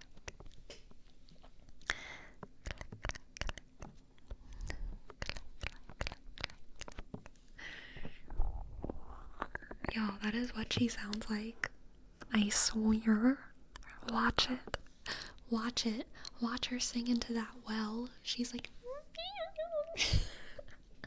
She's squeaking. Did y'all know she wasn't paid? Did y'all know she was not paid? Because way back in the when, first of all, she was a woman. She was a woman till she died. But way back in the when, she was only a woman. And also, the voice actors were, like, not considered an important part of, like, the cartoon animation process. They were, like, tangential to the art and the music. That was, like, the art, the animation, the music, like, that was the highest paid stuff. The voice acting, they didn't even really show the names, like, on the screen. She wasn't credited for the longest time. I do think maybe before she died, she was given some kind of sum of money, but it was relatively recently, and it was kind of because everyone realized that she wasn't paid. There was some kind of like, oh yeah, we never paid Snow White moment. And so they paid her by the time she was like dying of old age. But yeah, no, at the time and for her entire life, no, she wasn't paid, nor even credited. She was not even credited. You could figure out who she was through research. It's not like it was hidden, but yeah, she was just a little old lady. A little old lady who lived in a shoe. I don't know why she swallowed a fly. I guess she'll die.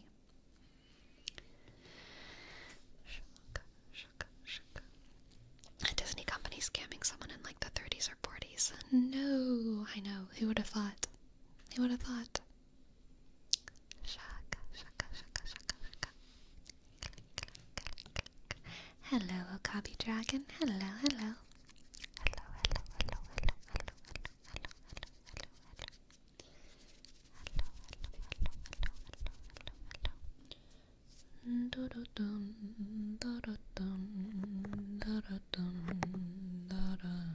hello, You know what I will say?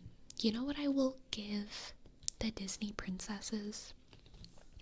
I do think they all have very unique voices.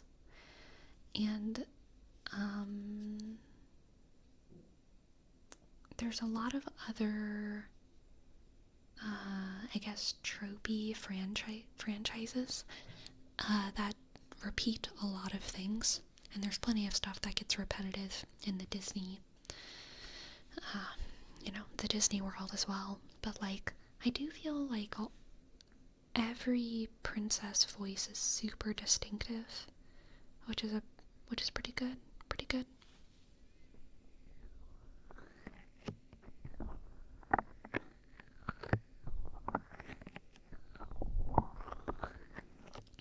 Fucking bro, can you say something as a World of Warcraft Blood Elf?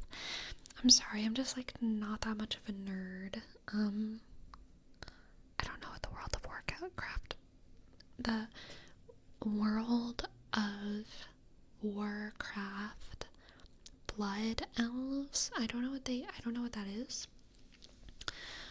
So I don't know what they sound like. But I don't know. Like, I guess do you like play computer games or something? Is that like a computer game like sort of thing? Cause like I just I'm not like, I don't know. I like go to parties. So like I don't know what that's like. Oh, the Hearthstone Blood Elves. Oh, Hearthstone Battlegrounds. Hearthstone Battlegrounds. Those are my favorite parties to go to. Hearthstone Battlegrounds. Oh my god. Yes. I love Hearthstone Battlegrounds. So much. So much. Speaking of which, how's the MMR, dude? It's not MMRing. It's not MMRing. It's only like 5,600. Not good enough. I gotta get to 7,000, like I was last season. Where do you stand on Sylvanas the Lich King? I like to stand on their head because it's kind of like a fun balancing act. And because like heads are pretty round, you know what I mean?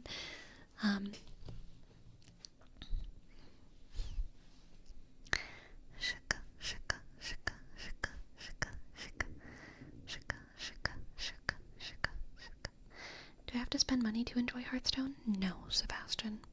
I don't spend any money on Hearthstone.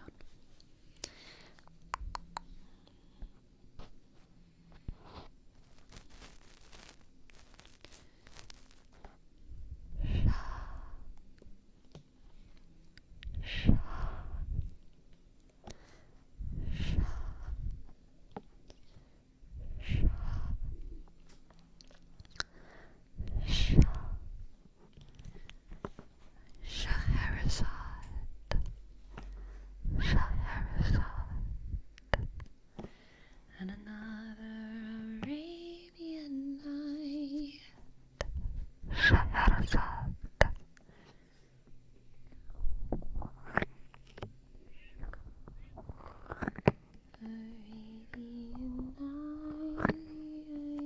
Like Arabian days.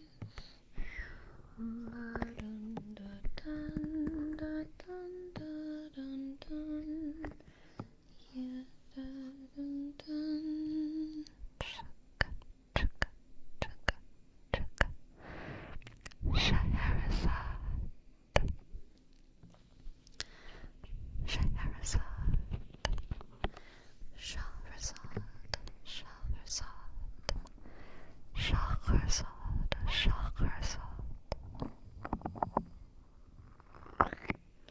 I love the way Arabian sounds as a language.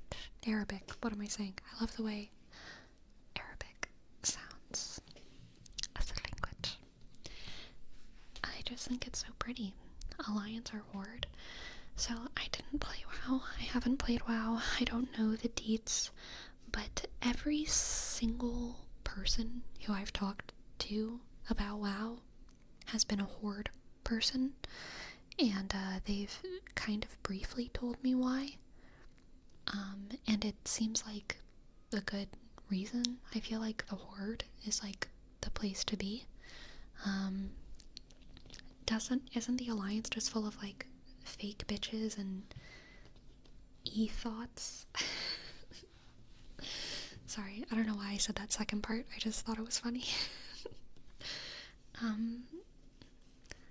Yeah, isn't the Alliance like super shitty and like hypocritical and like dumb? Isn't the Alliance like basically North Korea? Isn't the Alliance like, I don't know, like, I feel like what has the Alliance ever done for anyone? The Alliance is England? Oh, I thought it was like North Korea.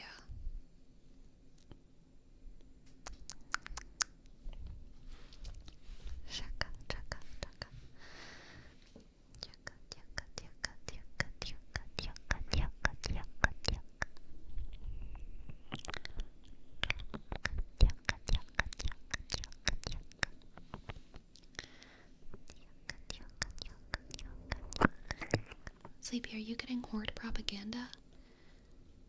Yes. So, like, I haven't played. All I get is Horde propaganda. That's really all I get.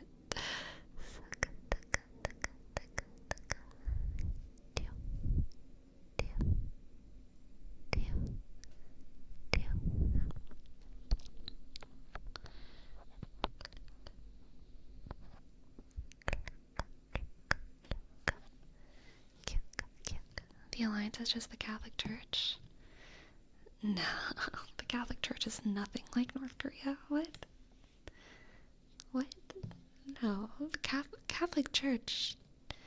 No, no. Isn't the Catholic Church a perfect organization?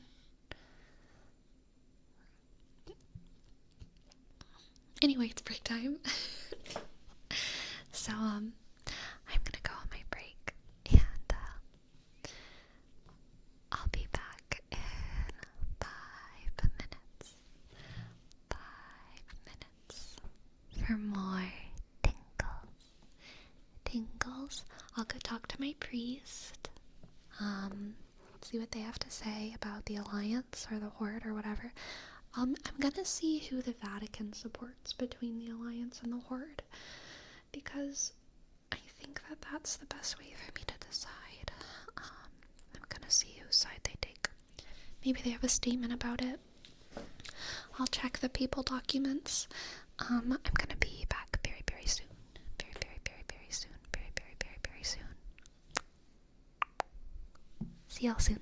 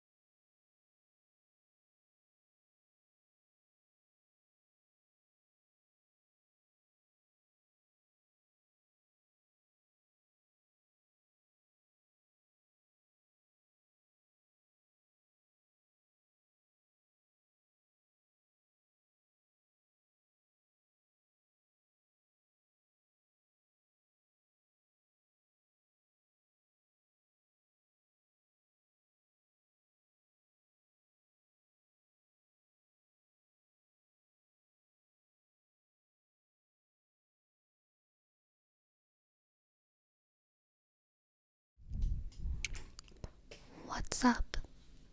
All you communists. I need to change my brightness.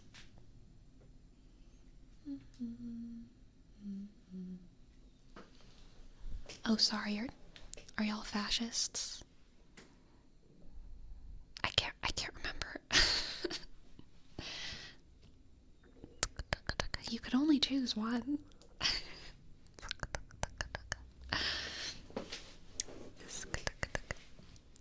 Don't choose in public, please.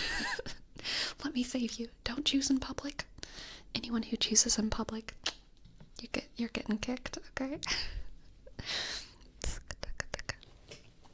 We are nihilists. Based.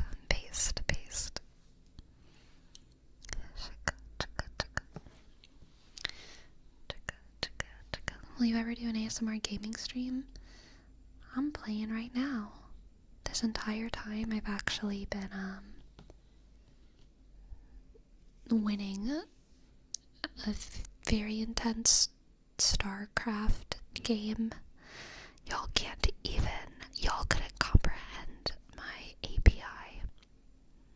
Y'all couldn't comprehend my API as I stream ASMR, okay? Okay.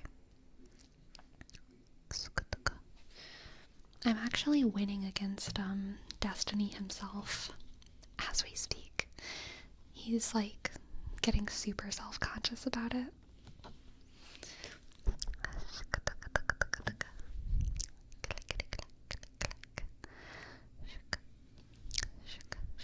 API? Oh, yeah, that's what I meant. Actions per instance? Sorry, I was thinking about a different video game. APM.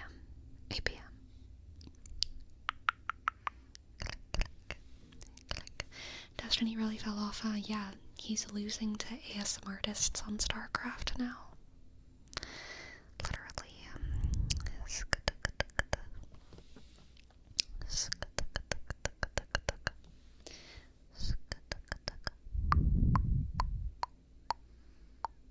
She's using Neuralink. It's true. It's true. It's true. It's true. It's true. It's true.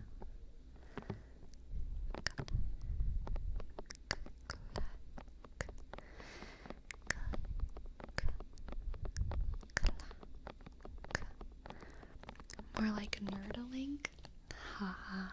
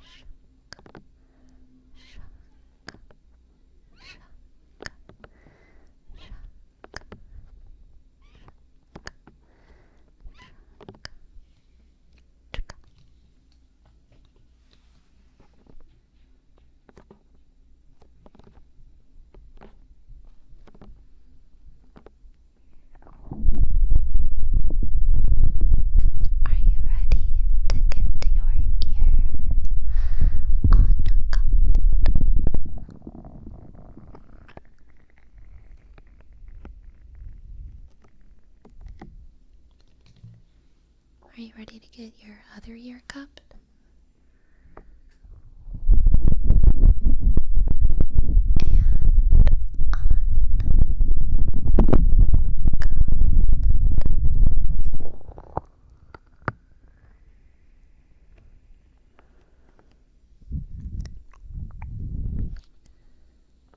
How did it feel? Did it feel good? I hope it felt good. I think I should do it even more.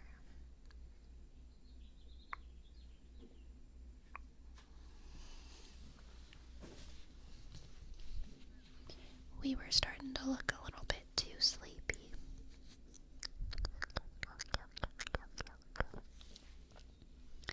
Bird sounds, yeah. Bird sounds, the sunset birds. Sha sha sha, shadoo, dadoo,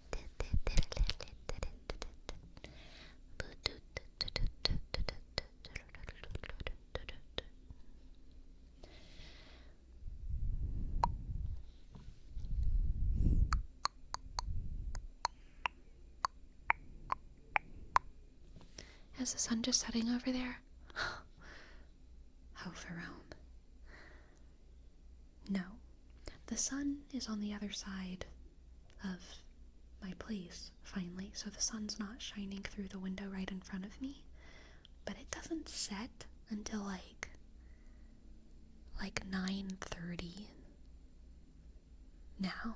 9:15 maybe. Yeah. PNW. PNW is wild in the summer. Oh my god, Destructicon hitting me with the get in the water. Get in the water. Or I'll raise the tide so high. All of Ithaca will die. Get in the water. Get in the water. I'll make tidal waves so profound, both your wife and your son will drown. Get in the water. Get in the water. Amazing. Classic. What's it like to live in a rainforest?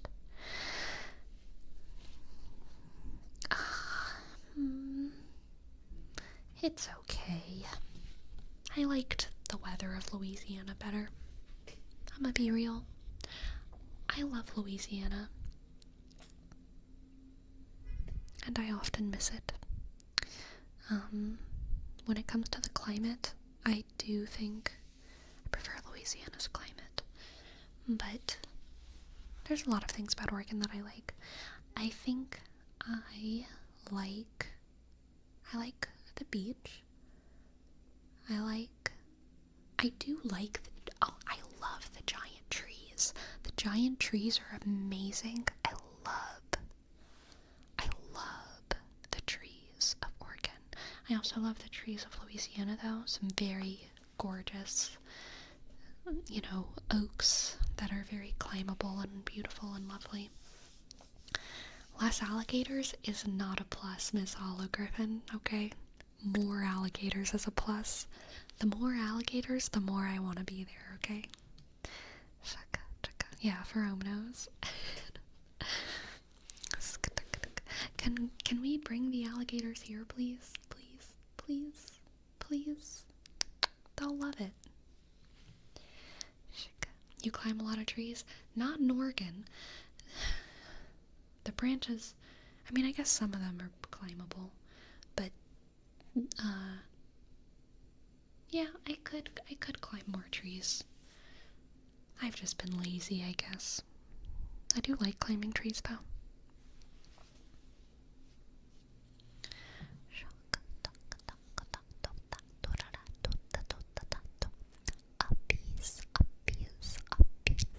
Pretty tricks.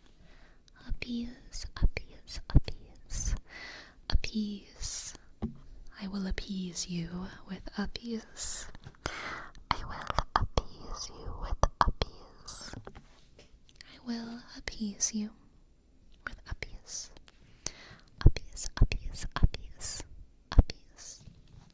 Appease. Appease is a very good example of a word that sounds a word whose letters code the emphasis. We know because of how word endings work in English that uppies, it's implied because IES is like a noun ending and up is a word that has meaning and it's not just a random ending, that up is the more important part, whereas appease, it's the exact opposite. AP is just the kind of, it's not exactly a prefix, but it's like it's a tiny attachment to the more important part, which is peas. Peas, P-E-A-S-E, which is a more important segment of the language that has more meaning. And so it's implied that the emphasis, it's implied in the actual syntax that P-E-A-S-E should be the emphasized thing. And then in uppies, it's implied in the actual syntax that UP should be, is the most important thing, and therefore it should be emphasized.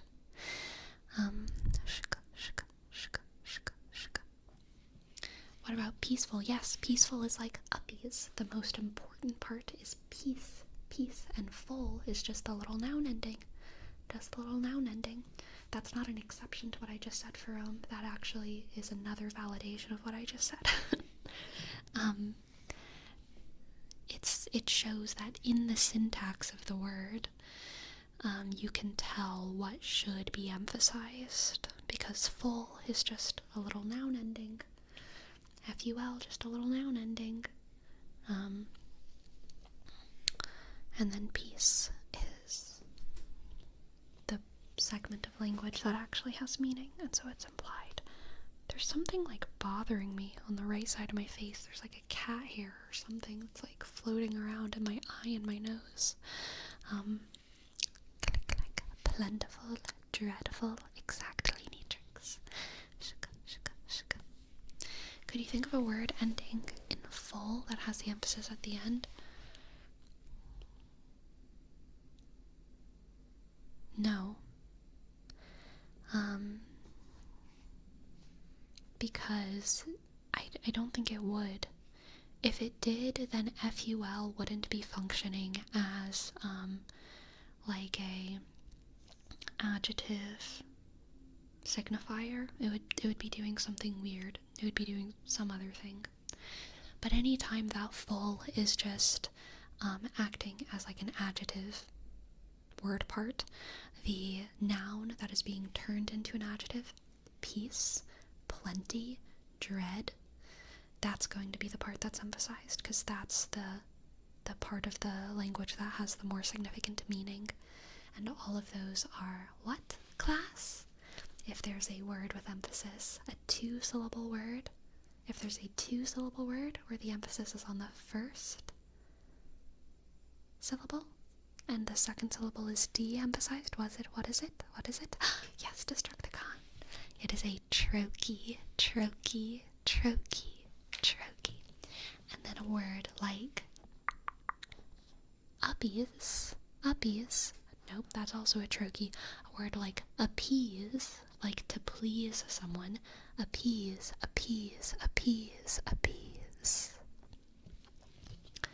That would be a what? What class? It would be an iamb. An iamb, a type of poetic foot composed of a unemphasized syllable followed by an emphasized syllable. So FUL and FULL are different, or which one is correct? Full is an adjective, and it is a word. It is an adjective. This is full. I am full. Look at the full glass of water. FUL, just one L, is not a word. It is a word part. That you can put at the end of any English noun, and you turn that noun into an adjective. You can even do it with, you can make words, you can make up words. This is how Shakespeare makes up words. You can take any noun and put full at the end of it, because it is what we put at the end of so many adjectives. So I can say, this deck, it's very cardful. And then all of a sudden cardful is a word, when it's probably not a word. Healthful is actually already a word. Peaceful is actually already a word. Bashful is actually already a word. Teacher is a good example. Yes, this school is so teacherful. Now you've made up a silly word and made a joke because you turned a noun into an adjective. That's how you can have fun with English. That's how you can have fun with English. English, English, English, English. Healthful is actually a very good word to have a note on. CEO. What about weird things like cuteful? So cute is usually not a noun. It's usually an adjective. You can say cuteful, and it's still an interesting wordplay, but using full in that way after an adjective like cute is a little bit more of a linguistic stretch, I would say. But the brave poets can definitely do it anyway. Healthful is interesting because in contemporary English, oftentimes we use healthy and healthful completely interchangeably, but they are actually two different words with two different meanings. If something is healthful, it is full of health. If something is healthy, it is healthy to do. It is healthy for the doer to do or to eat. So eating apples is healthy. Eating apples is not healthful because it's an action. But also, if an apple is healthful, that means that the apple is a healthy apple rather than like a rotten apple or an apple with a worm in it, or an apple separated from the tree is dead. So an apple separated from the tree is never healthful. An apple on a tree can be healthy and healthful, because an apple on a tree, if we eat it, if we partake in it, that's healthy action for us to do. So an apple on a tree, healthy. It is also alive and well. There's probably no worms, or there might be, no worms or no rot in it, so it's healthful. We do healthy things. We act healthy with the hope that we become healthful. Oh, I think cuteful is a portmanteau for cute plus beautiful. Oh, interesting. Those are also fun. A healthful apple fully heals you when consumed, but has a 30-second cooldown between uses. Interesting.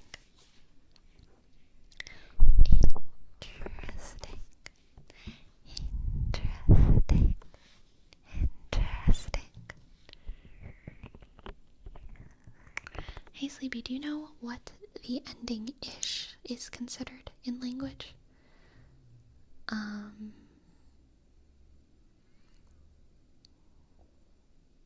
I think it's the same. It's an adjective ending. A lot of adjectives and adverbs can be connected to one another almost infinitely, kind of like I was talking about with cuteful.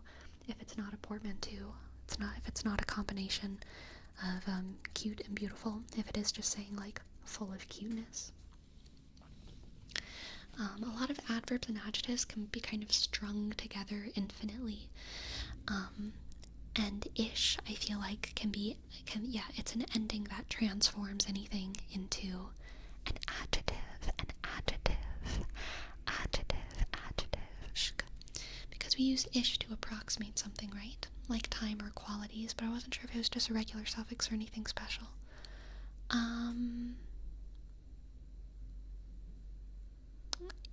I think it's just a regular suffix, but it definitely, full also,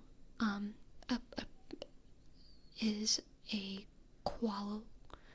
a sort of quantity, right? It's full, and then ish is a little bit less than that, and then,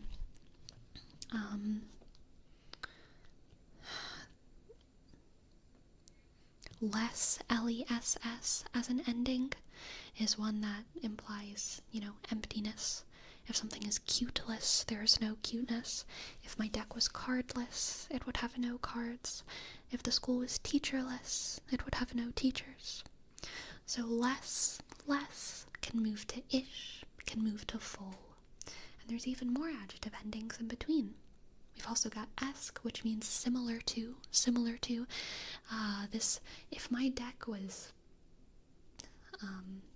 card-esque, that would be like, then what is in it? What is in it?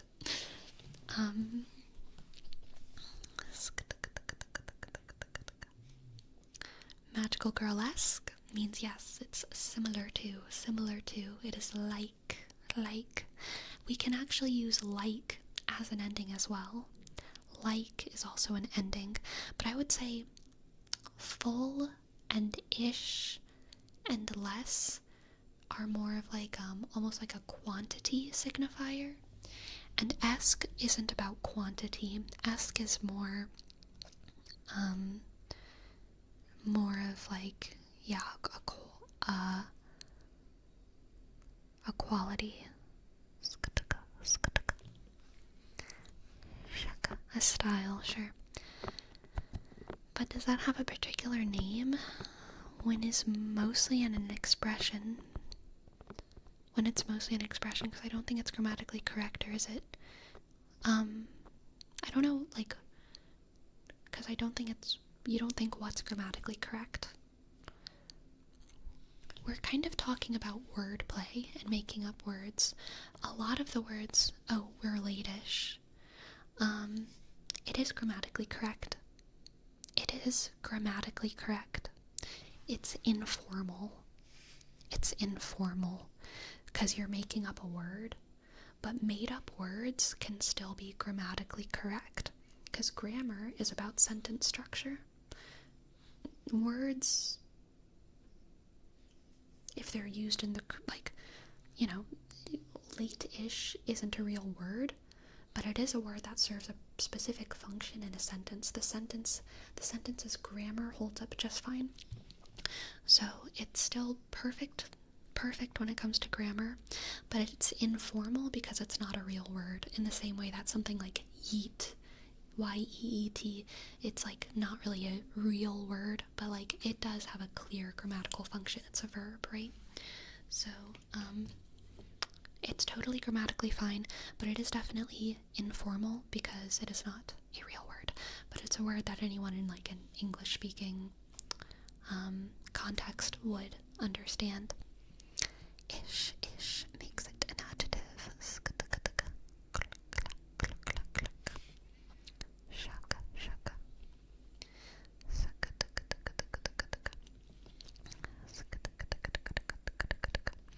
There's also adverb endings. The adverb ending that everyone learns in school is ly. There are some adjectives that also end in ly, but most adverbs end in ly, and then there's also adverbs that don't end in ly. But another underrepresented adverb ending is ious.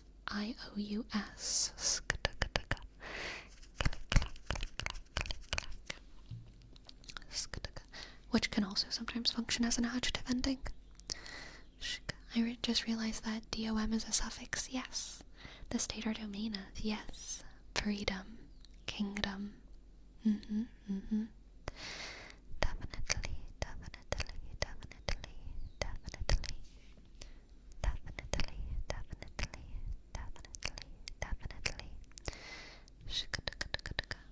Tingly.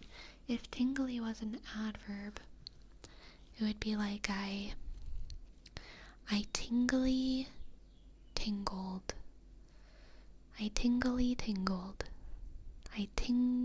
It makes me want to add in another syllable almost. Tingly. I tingly tingled. That was a tingless tingle. Now it's an adjective, because adjectives describe nouns and adverbs describe verbs. That's why they're called adverbs.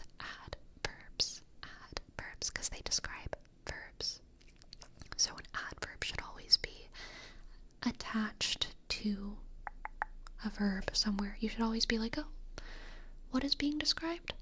What verb is being described? There's a verb somewhere that's being described. The trigger was tingless. That is a adjective because you're describing the trigger. The trigger. Which is a noun. The noun, the noun, the noun.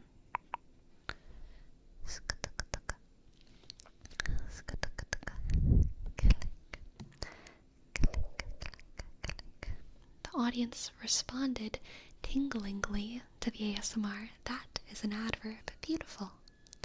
Beautiful. Why aren't adjectives called nouns? Probably no good reason. I don't know. Probably some Latin bullshit. Adjective? I don't know what adjective is. I don't know if adjective means anything in Latin. But they really should be called adnouns. Adnouns. Sk. Sk, sk, sk.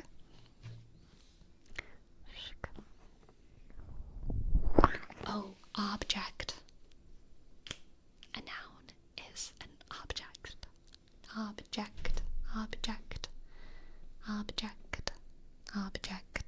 It's gotta have something to do with that. What subject means something? Object means something.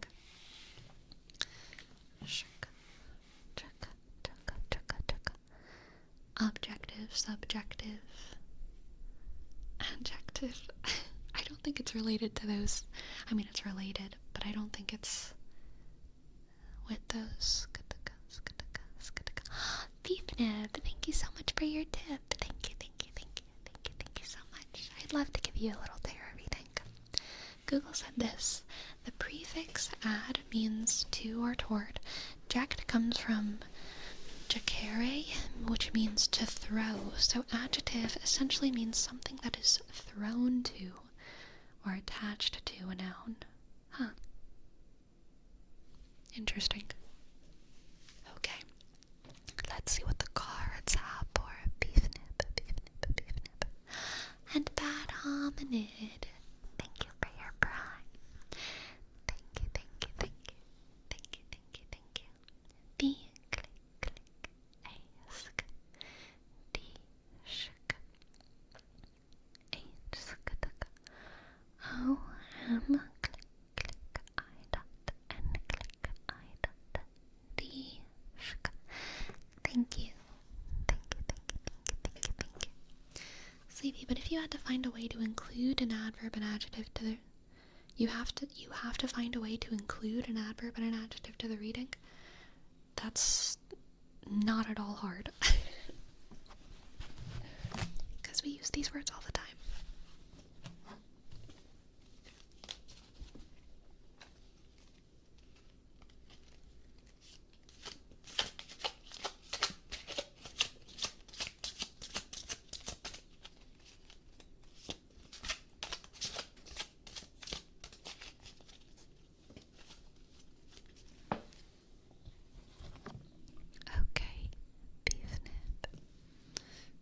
We have for you. We have first the Nine of Cups. The Nine of Cups. The Nine of Cups. The Nine of Cups. Did you know most prepositional phrases that begin with the word of cups as a prepositional phrase, can be reframed as adjectives? Such as, instead of the King of France, you can say the French King. The Nine of Cups can be called the Cup Nine. The Cup Nine, turning this prepositional phrase and turning the object of the preposition cups, we can turn it into an adjective. The Cup Nine. The Cup Nine. The Cup Nine. And whenever we rephrase it that way, it doesn't even need an adjective ending. It's just an adjective the way it is. Cup. The Cup Nine. We could make it a more creative adjective by saying the cupful 9, the cuppish 9, the even cupping 9, cupping 9, but we'll call it the 9 of cups. The 9 of cups, the 9 of cups, the 9 of cups. And then we have the Page of Swords, or the Sword Page. And we have the Fool. The Fool. The Fool. The Fool who foolishly falls off of the cliff. Shika, shika, shika, shika, shika. Could you simply call it the 9 cups? No.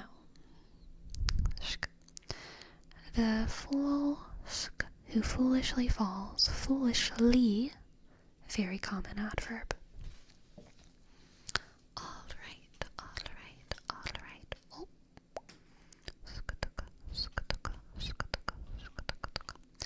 The 9 of Cups, the Page of Swords, and the Fool. Beef nib. This is a very positive start here. Very positive start, but also not a perfect start. I get the feeling, Beef nib, that you have a sense of not enoughness in some kind of area of your life, and you feel like you've achieved a lot at a fairly young age, and you're wondering if there should be more, though, because you have time. I think you have time to achieve more with the Page of Swords here and the Fool. I think you have so much time to achieve so much more, but you feel conflicted because you've already achieved a lot, and you have kind of this sense of unfulfillment, and you know that other people have stopped at your level of success. But a lot of people haven't reached your level of success till they're much older. So what should you do now? What should you do? Let's get some other cards. We have the 5 of Pentacles. Interesting. And the 9 of Wands.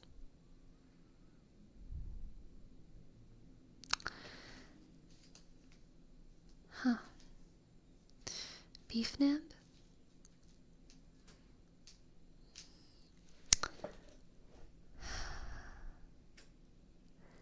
I think you are, again, I think you've achieved a lot at a fairly young age. And I think it was achieved with certainly hard work and some amount of, persevering and trial and all of these things. But I think the greatest trial of your life is definitely yet to come. And the greatest struggle of your life is definitely yet to come. It's something that's in the future.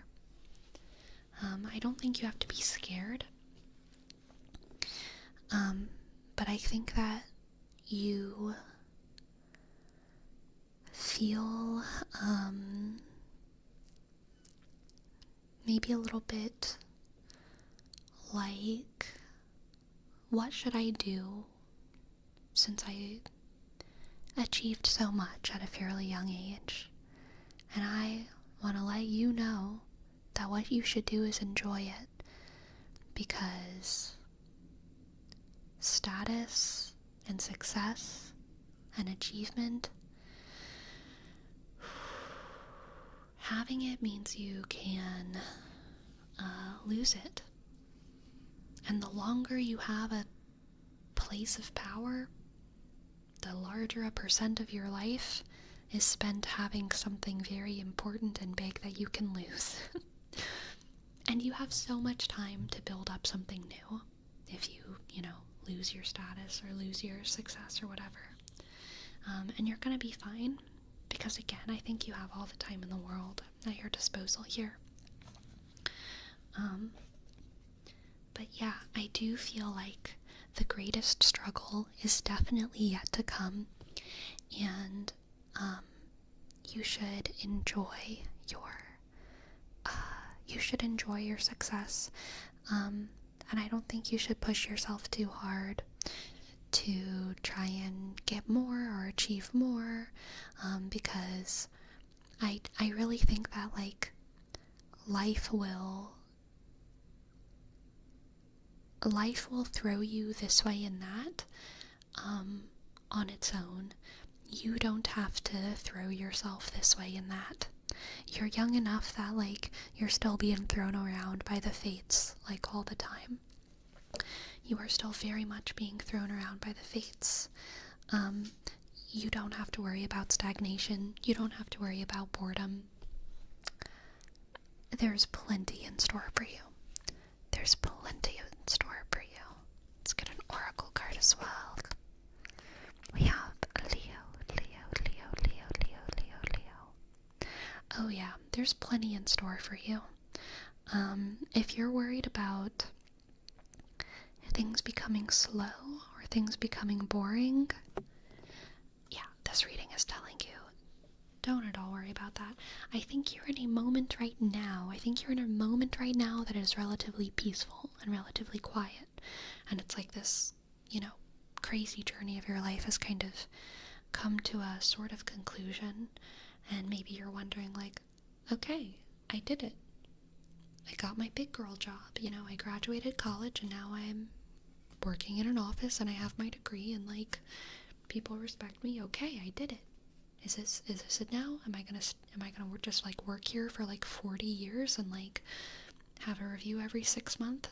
Every 6 months that comes with like a $100 raise? Like, is that just gonna be it for forever? It's not.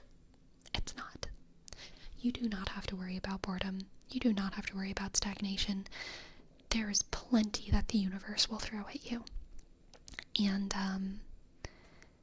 it's going to be a fun journey. It's going to be a crazy journey. You're going to lose a lot. You're going to gain a lot. Your life is going to transform in 1,000,001 ways that no one could predict. Certainly not you.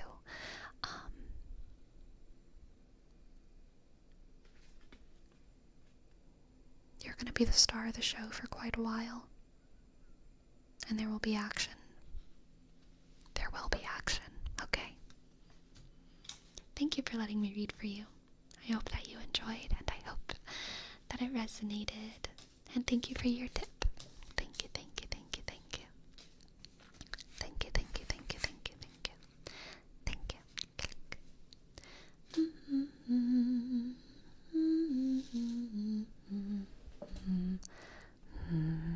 Shaka, shaka, shaka. Shaka, shaka, shaka, shaka. The reason, Jerome, that it cannot be called the 9 cups. I mean, it technically could be called the 9 cups, but then, do you know what the adjective is? Then 9 is the adjective, and cups is the noun. And you're not talking about the card, which is a concept, the 9 of cups. The cup 9. The cup 9. Where 9 is the noun and cup is the adjectives. Now you're just talking about 9 cups somewhere. 9 cups, 9 different things. Because 9 is the adjective and cups is the object, and there's 9 of them. Where? They're not all on one card. They're all over the place. Where are they? 9 cups. Where are they? The 9 cups in the card? Oh, so not the card then? Not the concept? Then every different, let me find it. We're talking about all of those different cups. Cool.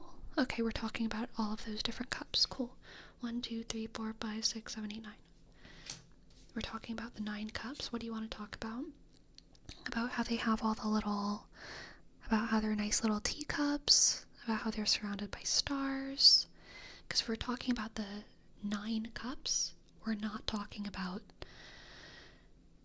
the concept of the 9 of cups.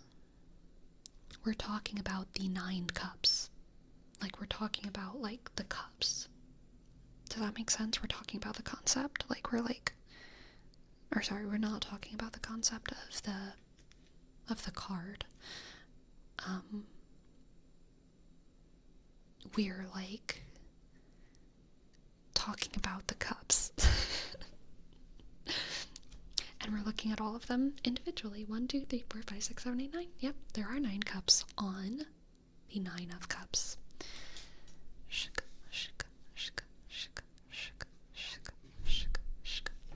Cup 9. The cup 9, or the 9 of cups. The 9 of cups is a singular noun. That's why this is important. It's a singular noun. There's 9 of them, but it's a singular noun because we're talking about the 9. Cups is just an adjective. The 9. 9 as a noun is a singular noun. 9 is a singular noun. So the cup 9, you're talking about one thing, one concept. The 9 of cups in the tarot, one thing, one concept, the 9. The 9. Not all the 9s. 9s, plural. And then also if you say 9 cups, where 9 is an adjective and cups is plural, we're talking about many different things, many different concepts. 9, in fact, different concepts. 9 cups. All kinds of different things. Because cup is now the noun, and 9 is the adjective. When 9 operates as an adjective, 9 cups, it turns a noun into something plural.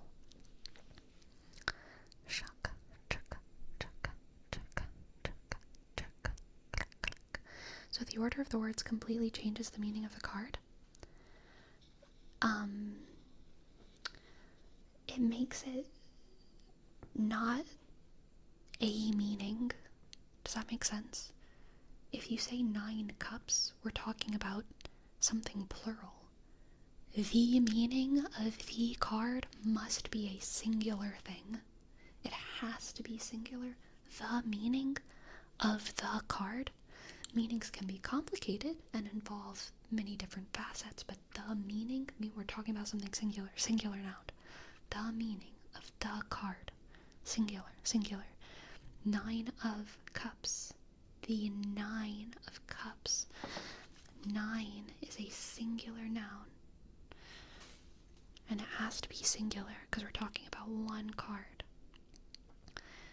9 cups, if we take away the of, 9 cups, we're talking about, we've pluralized it.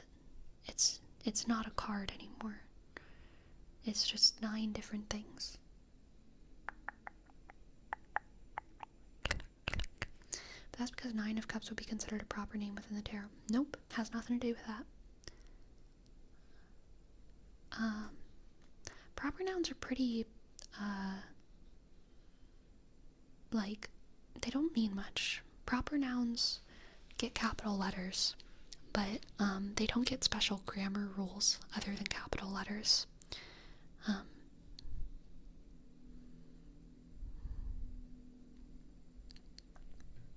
Yes. The emphasis seems to be on the number. I've noticed it keeps its meaning across the different suits, but transposed. True. That's because the number is the noun, and it's always a singular noun. It's the 9, singular, of cups. What is the noun here? Class? What is the noun? What is the noun on this card? What is the noun on this card? 9. 9. What is cups? What part of speech is cups? What part of speech is cups?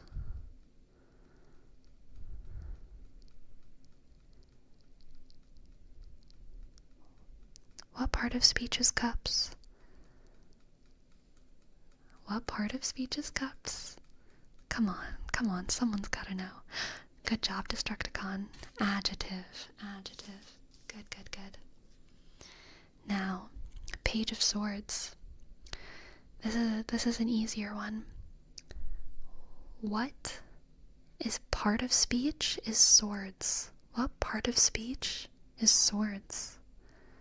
What part of speech is swords?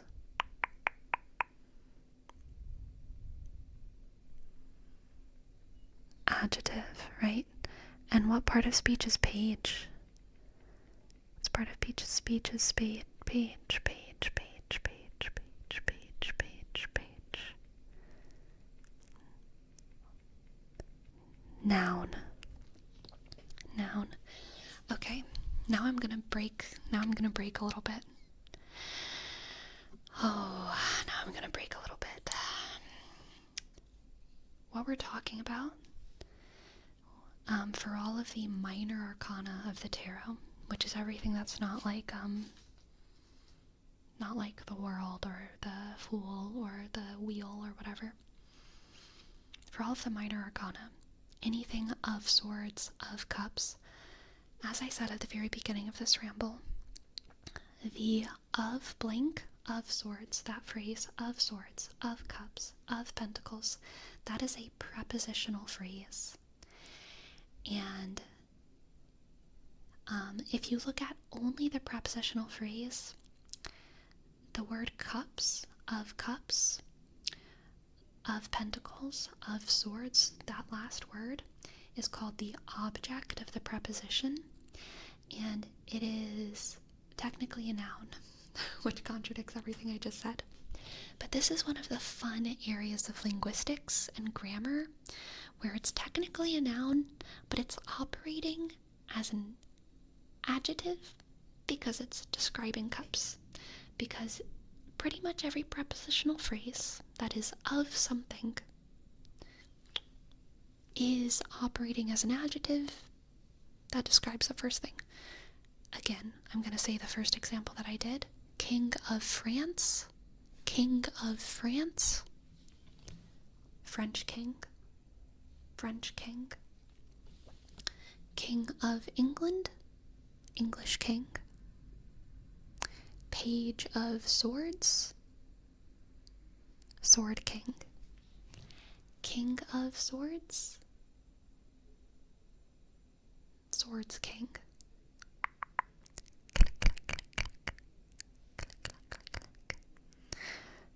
Sleepy, but if the whole name of the card is not considered a proper noun, how would you change it to keep the same meaning, but to have a different structure? I don't understand your question.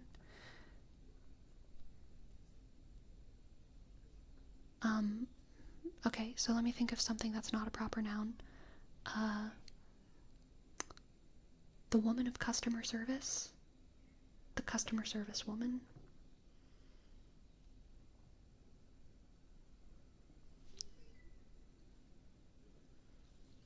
There you go.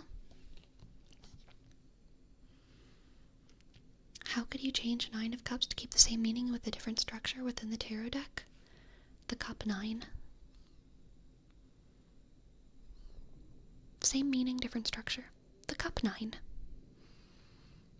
Or we could add a fancy little adjective ending like the cuppish 9, the couply 9, the even cupping 9. Soup and salad. Thank you for your sub. Thank you, thank you, thank you. Thank you, thank you. Thank you. Soup and salad. Soup and salad. Soup and salad. Soup and salad. S-O-S-K-U-S-K P-K-E-N-S-K S-A-K-L-A-S-K-D.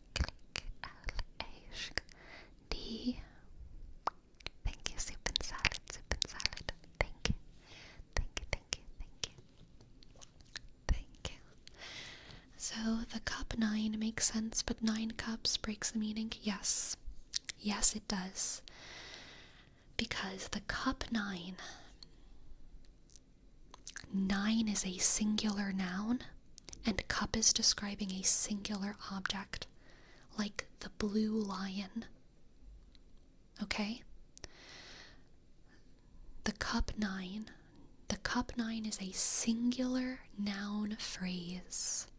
It is a singular noun phrase. A noun phrase describing a singular thing, because we are describing the 9 of cups, a singular thing. 9 cups is a noun phrase that is talking about 9 different things.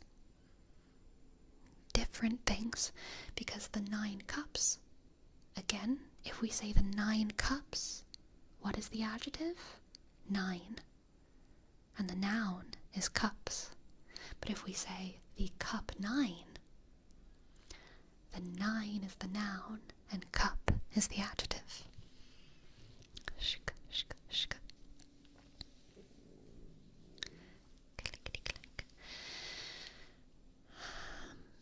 Golden Oreo, you are so intuitively correct right now. You are so intuitively correct, but I do think it's important to distinct between nouns and subjects, because we aren't even really talking about sentences, so none of these things are subjects. Subjects come into play whenever we talk about the grammar of a full sentence. Subjects take on a verb. Everything that we're talking about is just a noun, is just different noun phrases. We're not talking about sentences, therefore there's no subjects here. There's only we could say the objects of phrases. The objects of phrases. This is just English, like, bruh, don't even start when things go into Spanish, because Jesus Christ, grammar is way harder in Spanish. I believe that. So, king of spades. Spades king would be acceptable? Yes, it would. Yes, it would. I was debating if object would be more correct. Thanks for the clarification. Totally. Godly woman, woman of God. Yep. You can take almost any noun phrase where there's an adjective in front and a noun, and turn it into a noun with the preposition of adjective.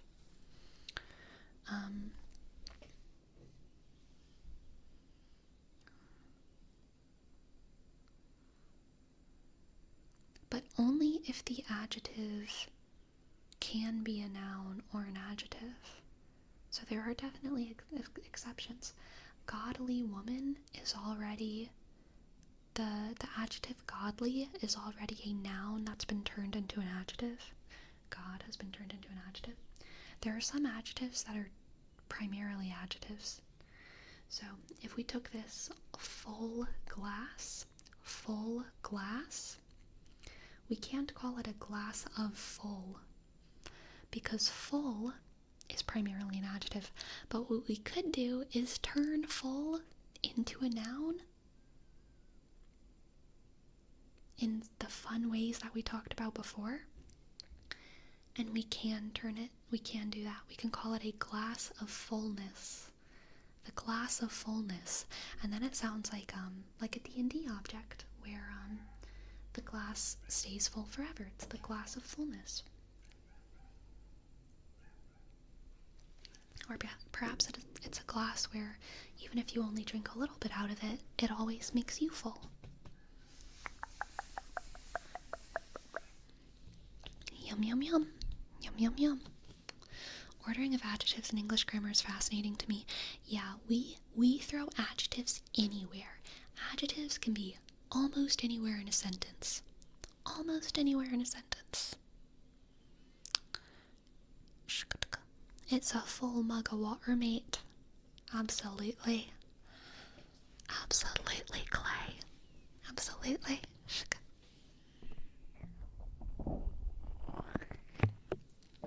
And all for a glass of water. And all for a glass of water.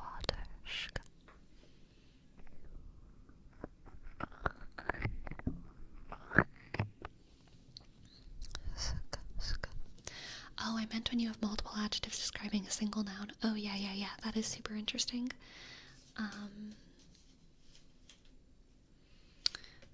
The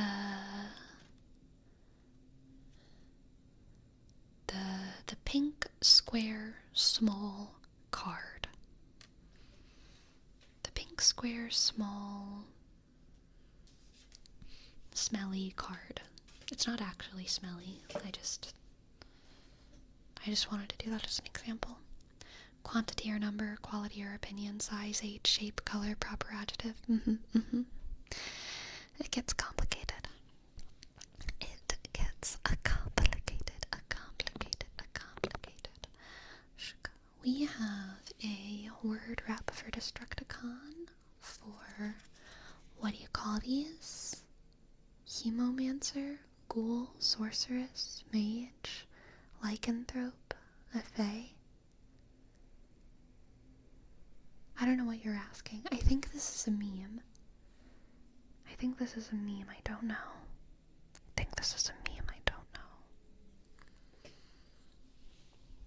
Hemomancer, ghoul, sorceress, mage, lycanthrope, a fae.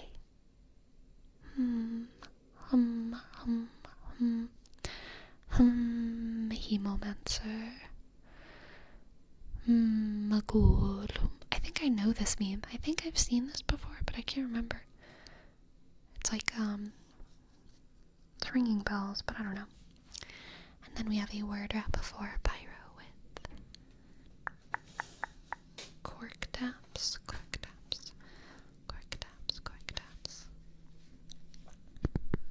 Pyro.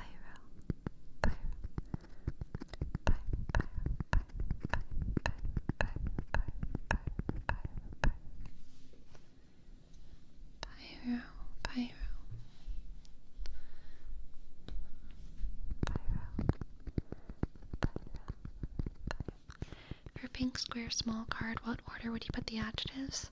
Is there a rule? There's not rules, but there's conventions. Grammatically, it doesn't actually matter, but there's very, very strongly held conventions. Small pink square card is, I would say, normal. That would be following the normal conventions. But it's not actually grammatical, it's just a convention thing. Size, color, shape. Yeah, it can get more complicated than that, but I don't really remember all of it, to be honest.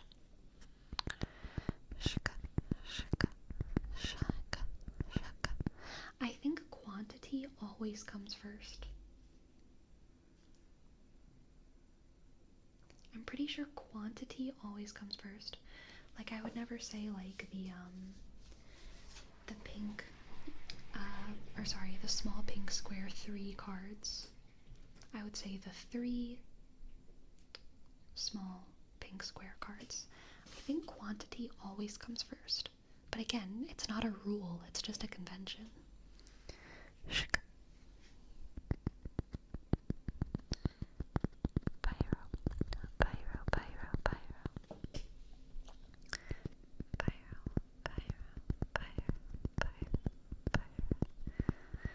We could say that your Twitch name is 2 adjectives describing a noun.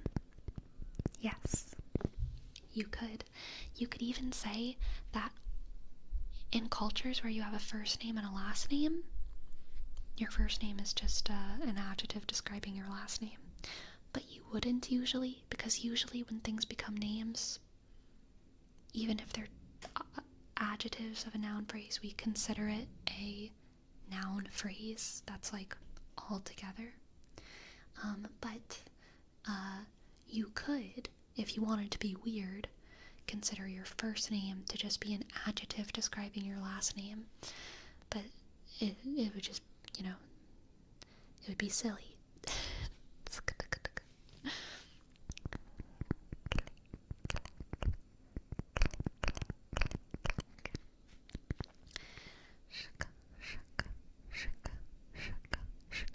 Oh yeah, always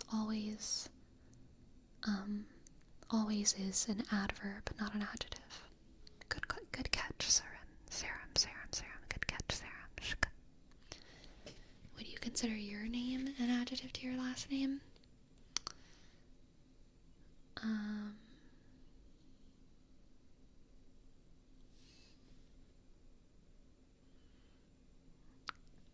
I mean, it doesn't matter. It's not like in what context? I just talked about considering it, but it's something I would consider. It's something I consider in the same way that, like, I can consider a color to be sometimes orange, or I can consider what might be pink, but like it's not like that is pink or that is orange. You know, there's some of those like in between, like corally colors. Are you asking me if I believe my name is an adjective? My first name is an adjective to my last name? I think that would be a weird thing to have a belief about.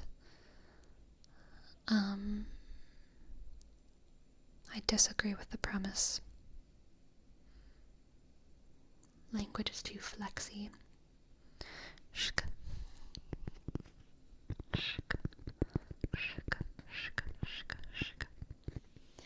Good night, Delta. Good night, Delta. Good night, Delta.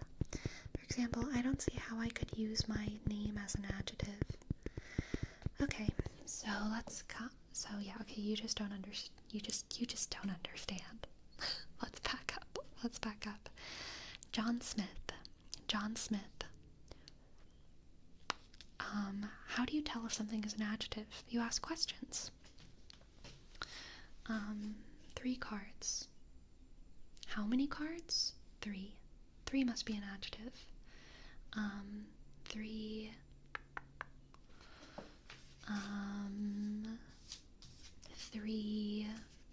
3 cup cards. If we say 3 cup cards, we must be talking about 3 cards in the suit of cups. So, which cards? The cup cards. Which cards? The cup cards. Which cards? The cup cards. Which Smith in the family of Smiths? John Smith. Which Smith in the family of Smiths? John Smith. You can consider first names to be adjectives describing the family. Which person of the family? That person of the family. But no one does that because it's weird and we're all individuals and it's like weird. But like you can with your brain have fun like doing that. But it would be weird. It would be weird to do it. But you can, because it can function that way grammatically.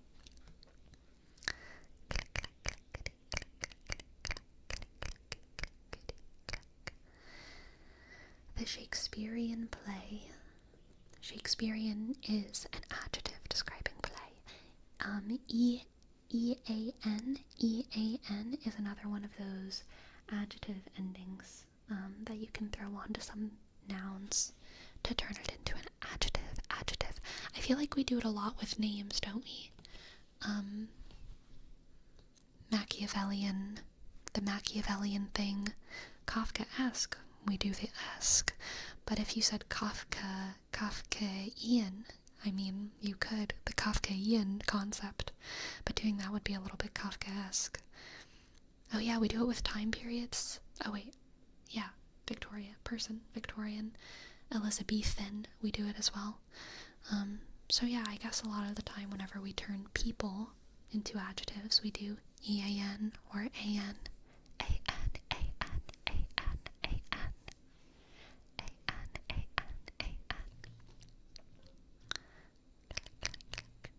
I feel like that John Smith example just rearranged my brain to change how I see adjectives.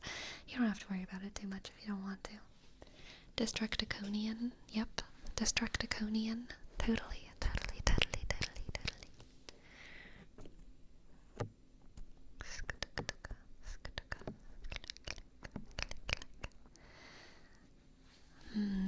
How would you prefer for people to refer to your content?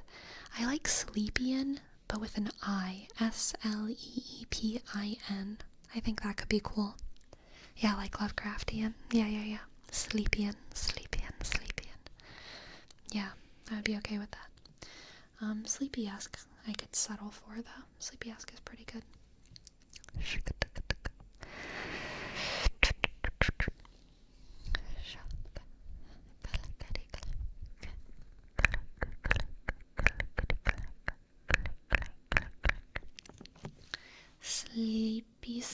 Sleepysian, Slipsian, kind of weird.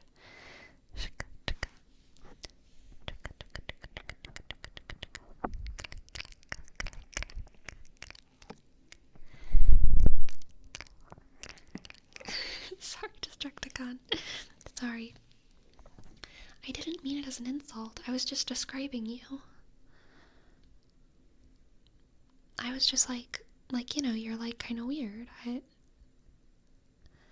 I didn't like, I was just like describing you. That was an insulting tone.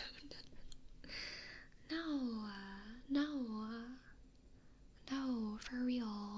That's like not what the goal was like at all. Like, I would never do that to you. I would never like insult you. Like, I just thought you like asked me to like comment on what you said. Welcome in. Make a take. And thank you so much for your sub. Thank you, McJake. Thank you, McJake. Click. C, J, sk. Hey, K, E, sk. 1, 5. Thank.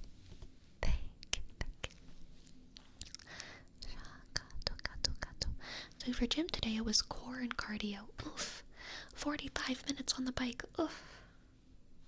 I could never. I think like the longest bike ride I ever went on in my life was 45 minutes. I don't know what was up with me. I like ate a whole loaf of bread the day before. It was when I was working at the bakery. And I remember the day after I was riding my bike and I was like, damn, this is what happens when I eat a whole loaf of bread. I can bike for 45 minutes straight. And then we had suitcase carries. Ooh. And then a plank series of regular planks. And then each side plank for 1 minute. Oh, that's hard. And then crunches. I don't think I know what dead bugs are. I imagine it's something where you're on your back. And lastly, kettlebell crossovers in a high plank. Oh, that's hard. Dang, McJake. Abs of steel over there. Abs of steel. Crazy. I went to the gym yesterday, McJake. I don't think you were here yesterday, so I didn't talk about it to you. But yesterday, I went to the gym for the first time since I sprained my arm. I did it. And I had a really good, really fun leg day. And tomorrow I'm gonna go to the gym, and I'm going to attempt to do an arm day. Don't know if this guy is gonna, do all the things that I want them to. So I want to spend an hour at the gym. If my arm starts giving out on me, I'll just like start doing core stuff instead. But yeah, hopefully we're gonna have some fun arm times. What was your leg day?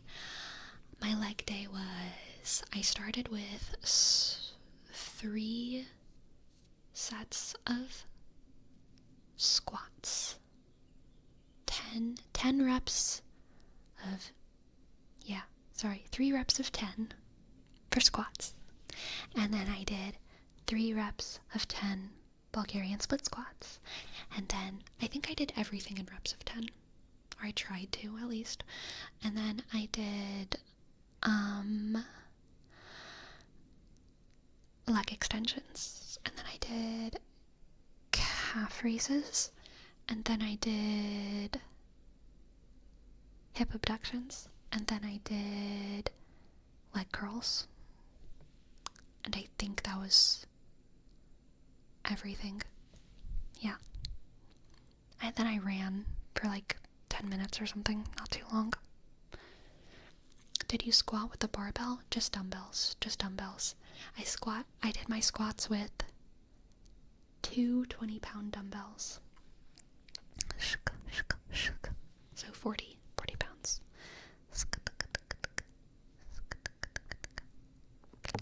Were your legs hurting today when you woke up? Yeah, my legs are still a little bit sore. My calves are totally fine, which is hilarious. My calf raises I did at I think 90 pounds, which isn't like insane, but I mean, most of the things that I do are,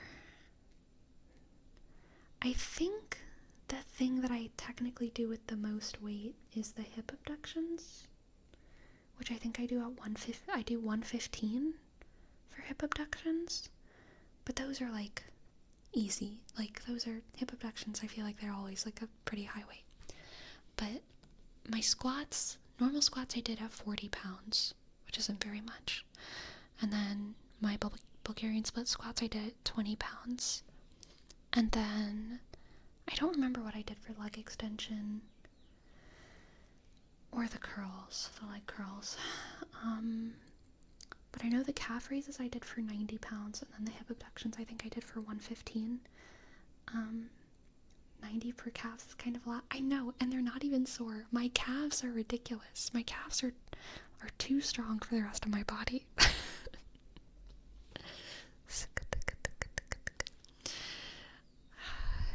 It's those marching band calves. It's those marching band calves, okay? You're gonna do barbell squats at some point. Being in the squat rack gives you a strength bonus. I'm scared of the squat rack, okay? I'm scared of the barbell. It intimidates me. I don't want to, like, drop it or something. I don't know. It scares me. I don't know. The two muscles in the calves are some of the strongest muscles pound for pound. Interesting. Interesting. Interesting. Interesting. Interesting. Interesting. Interesting.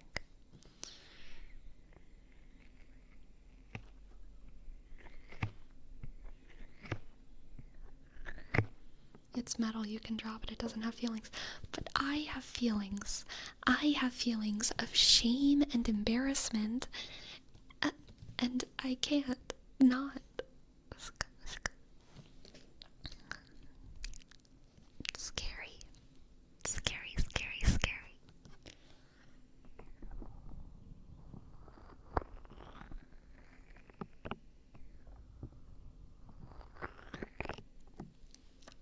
Shock. Shock. Shock. Shock. Shock.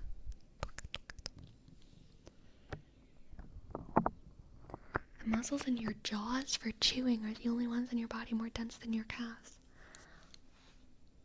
Huh? Interesting.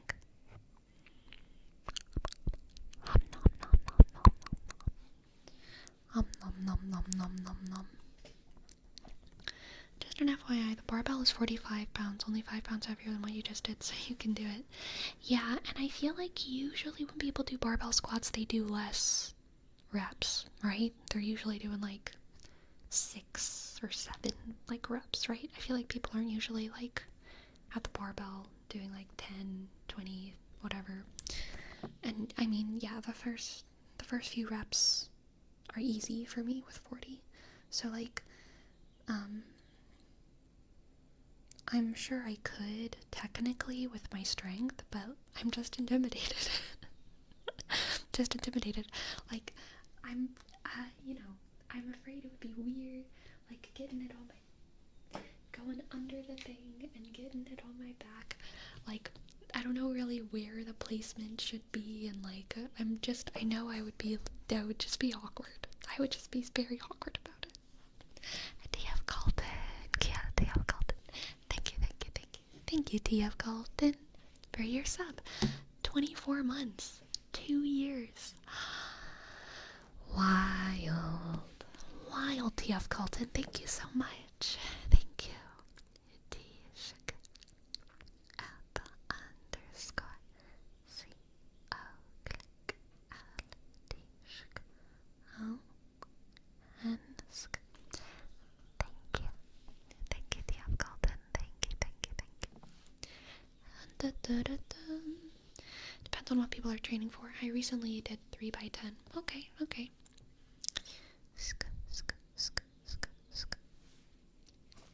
Sleepy, I can link you a really good squatting video. Sure, you can add me in the Discord. I'll watch it. I don't think anyone will see it weird. Can you get a good gym guide to help?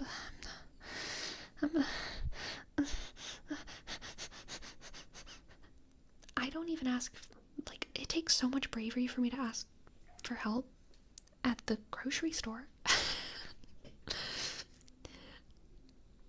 I can't do that. Sleepy, you can either be a low bar or a high bar placement, and I think it largely depends on your shoulder mobility.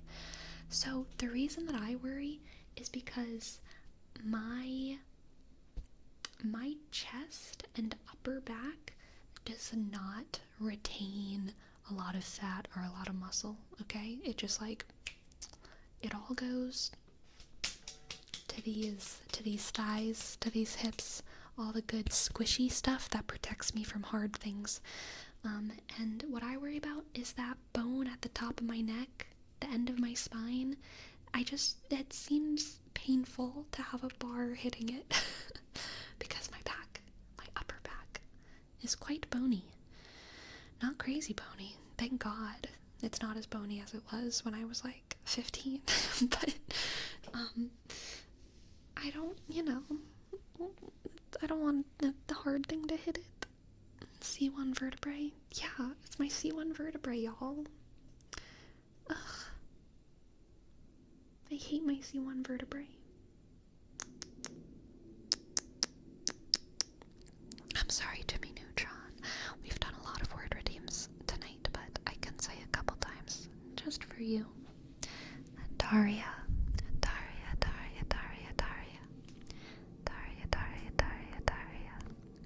Daria, Daria, Daria. Gotta use neck pads? What?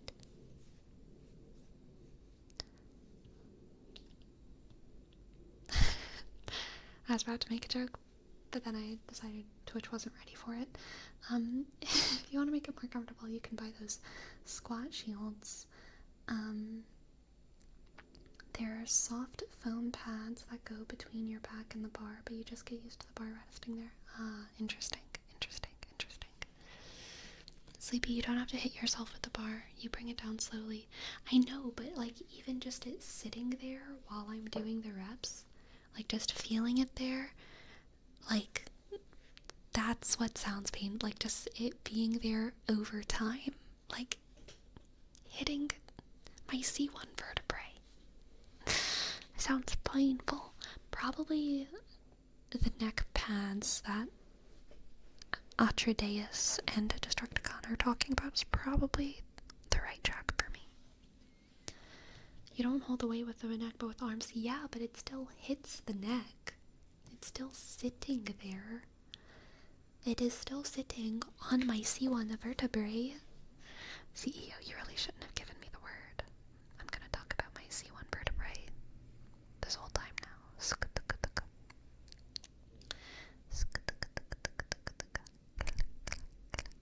The thing that's more uncomfy is the bar is textured, so it scratches you if you aren't wearing a shirt.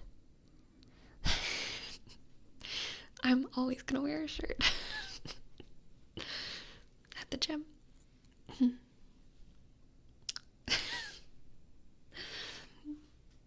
But it would be funny if I didn't.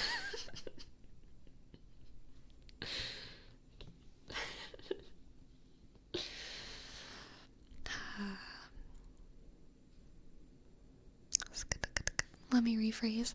If you aren't wearing a full shirt and not like a tank top. Yeah, that is fair. I mean, even this shirt would probably be uncomfortable. Yeah, I do like sports bras, but the sports bras that I wear are like, they go pretty low. They don't just stop like after the breasts.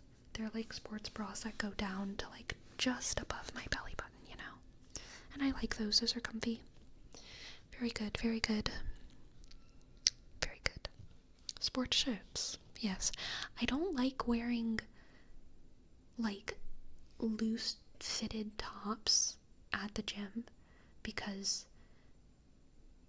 well, okay, because then you have to wear a bra underneath it anyway, which is like uncomfortable, and then it's like flopping all over the place, which just is not, it's just not the vibe.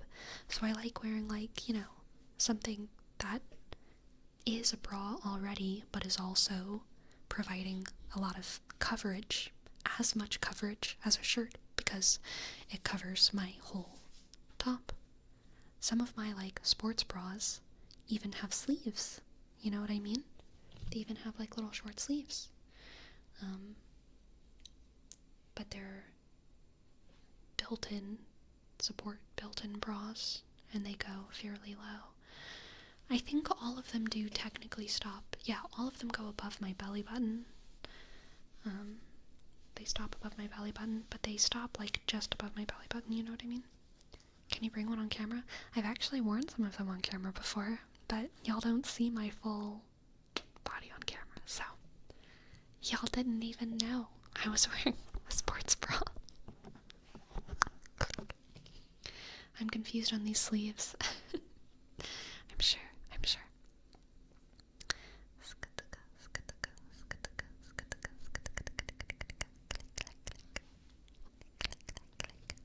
Did you wear something over them or just that? I have a jacket. I usually start working out with like a little short jacket, but then I get hot, so I take it off. And then usually when I leave, I put it back on again.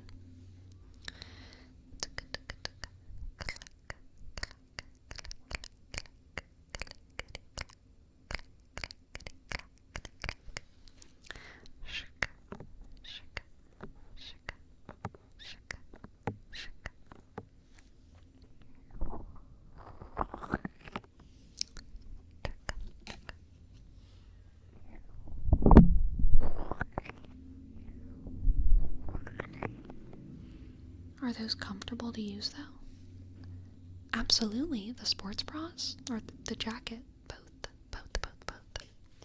I can't work out in leggings for some reason. Interesting. Too much texture and sweat, and I don't know, it's uncomfortable for me. That's fair. Yeah, I like wearing sports because here's the thing.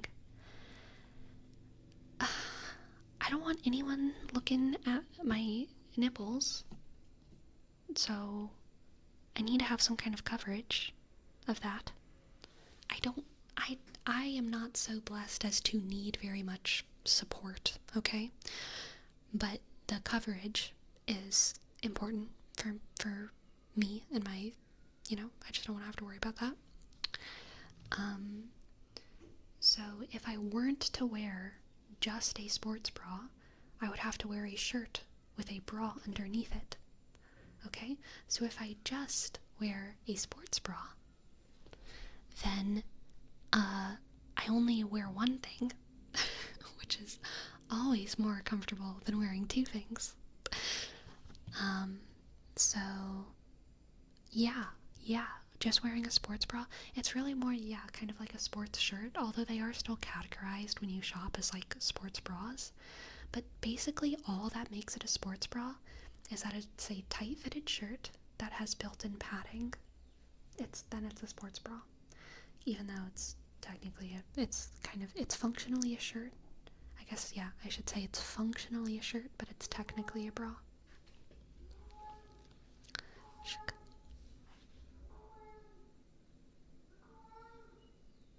My cat bemoans the evening.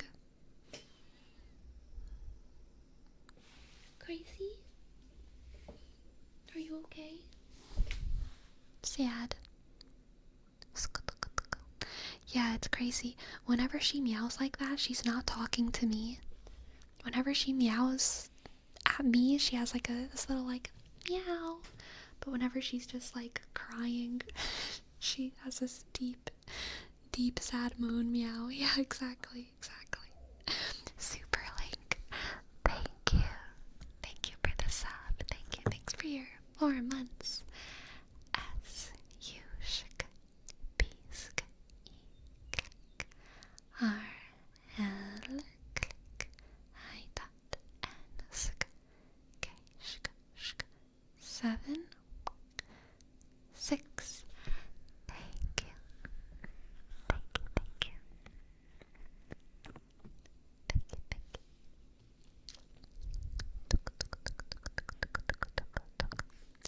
I let my cat outside one time, and then every night after that he would cry at the back door just like that.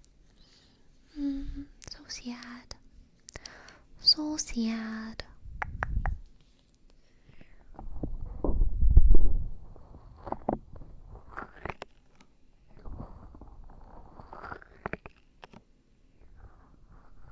You should try doing that back to her. So I saw this trend on like YouTube Shorts. Probably like, it was before I moved, so probably like 3 weeks ago or something. And it was this trend where people would act like they were dying in front of their cats. And every time I saw a video of this, these people would pretend to like die or be severely injured. They would keel over and like cough and like shake and like be on the ground. And then their like cat would like come up to them and like sniff and be like cute and stuff and like try to inspect and help. I did that in front of my cat. She did not react at all. I like walked and then I like keeled over dramatically and was like, ow. And I was like being in pain and I grabbed my side. And then I like curled my knees into my chest and I started like shaking, like convulsing. I was just like faking some kind of horrific episode in front of my cat. I was emotionally abusing her. And she just like watched me like from a distance. And then like walked away. She did not care. Maybe your cat is really smart. Yeah, she knows about my dumb attention bullies.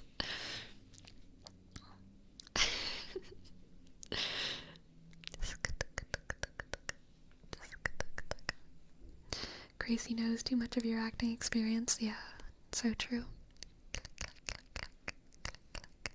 What's your favorite ASMR trigger? Soft speaking, tapping, and face touching, hand movements. Cats will eat a human if they die and have no food. Yeah, humans will eat cats if they die and have no food.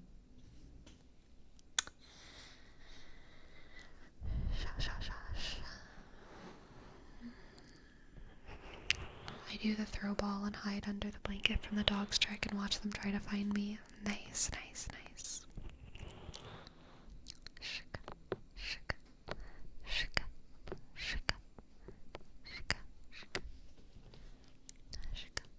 Humans will also sometimes eat dead humans if they have no food. It's true.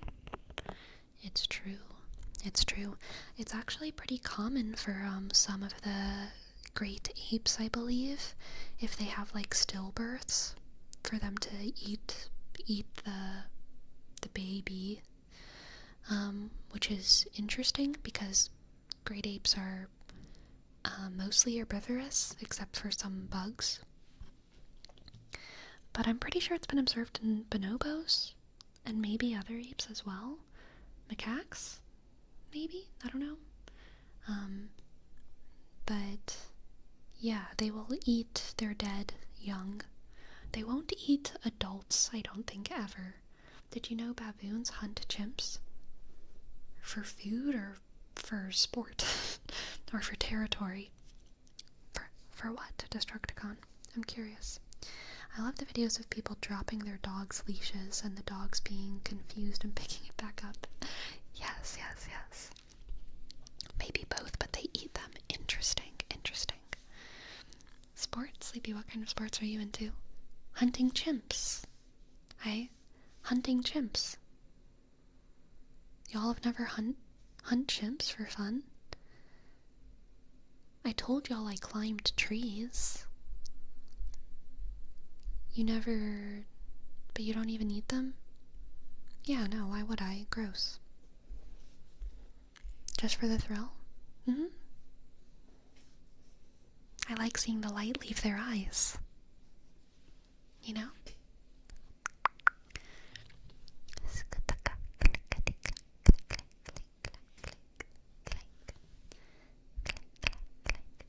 Their blood makes great lipstick.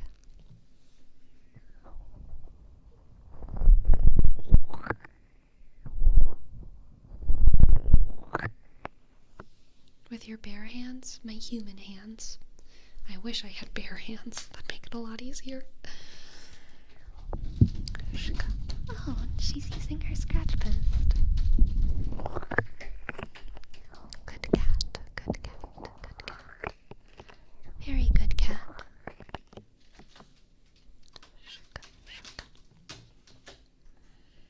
Sleepy, when are we getting bear ears? 700 subs? 800 subs? 900 subs? I think at 1,000 subs, I should do like no makeup, no filter, raw sleepy. I will still wear clothes, but no makeup. No makeup, no ears. I'll shave my head.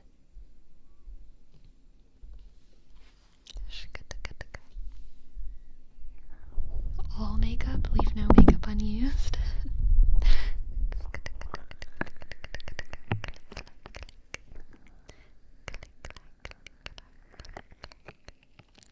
Thought this was natty, ears and all.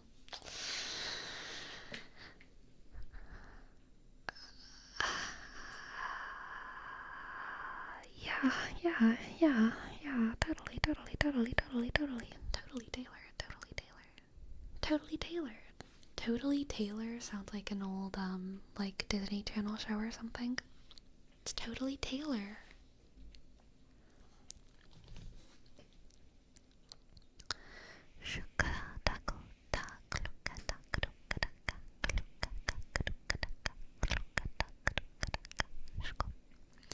Can I gift subs to reduce from the total to avoid you shaving your head? Sure, yeah. We can have two separate funds. One to shave my head, one to keep my hair. And you'll just have to compete.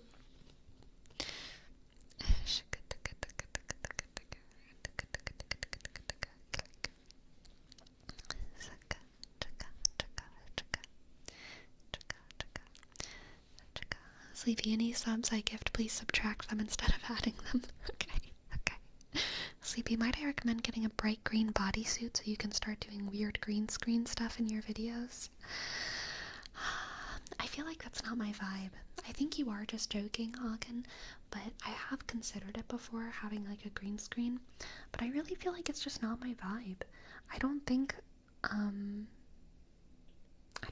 want a green screen. I think I always want to just pressure my audience to imagine, you know what I mean? Thank you for gifting a sub. Thank you for hey click ask hey click oh ham thank you for gifting a sub. Thank you. To use our brain. Yeah. It's like a suspensive disbelief thing, you know? Suspend your disbelief. I think there's a lot of cases where it can actually increase the immersion.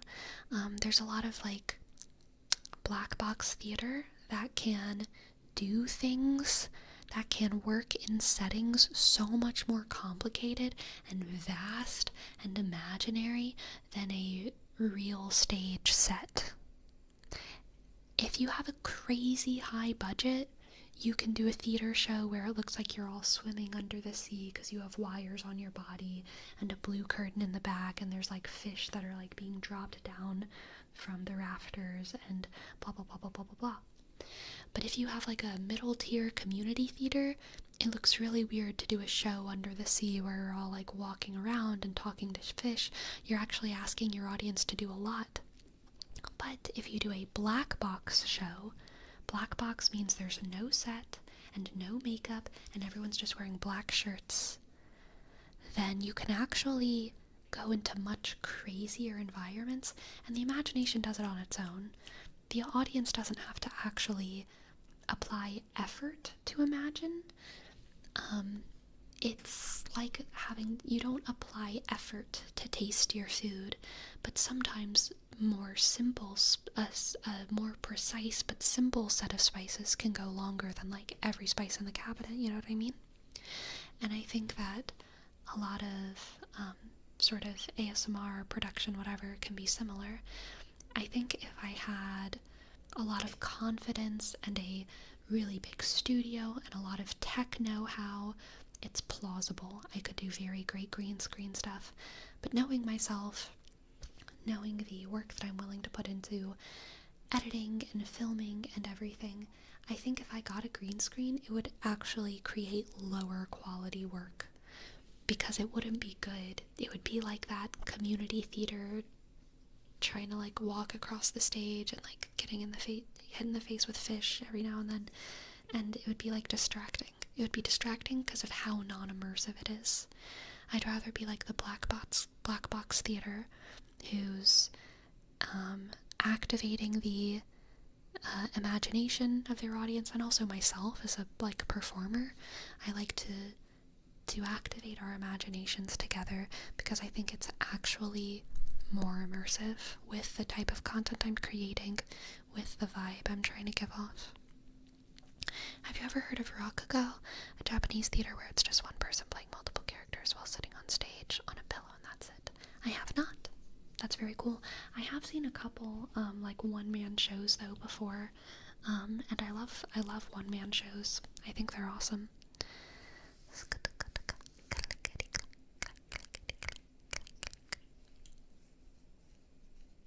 Agree. Green screens might be nice, but I like your backgrounds having some depth that adds to the experience, while a green screen just makes it plain. DBH, I like to immerse myself in the videos, like imagining the scenarios or the places where the theme of the video is developing. Yeah, exactly. I'm now imagining dead mackerel being dropped onto a local theater performer during a wire act. As you should. As you should. Don't let your dreams be dreams, prune juice. Roleplay where you assure the viewer that they're a burden while you continuously burden them with random objects. Yes. I'm imagining Bald Sleepy right now. What can I do to help? Do we want to expose the forehead? Am I brave enough? Am I brave enough to go back in time?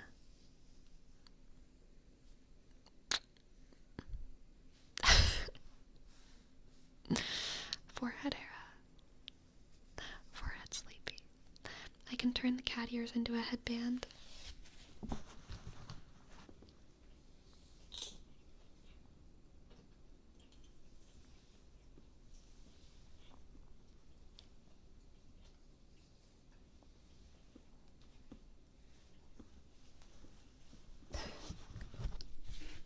Forehead Sleepy.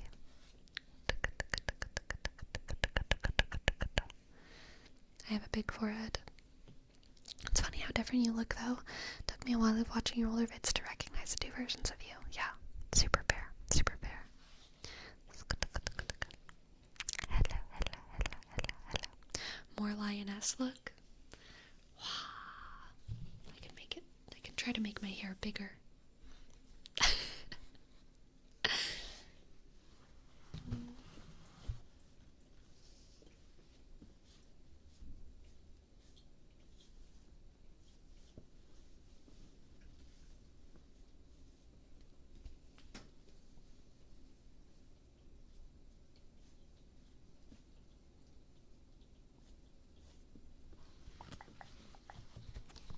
Okay, I think it's better now.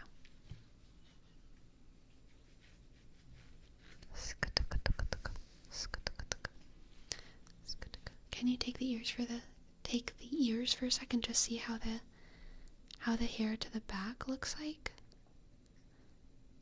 What? Can you take the, I don't know.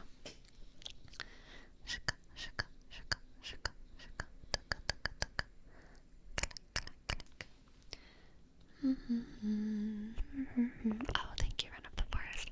Yeah, I think the round glasses with bangs works well. Moving your bangs to the back as you just did.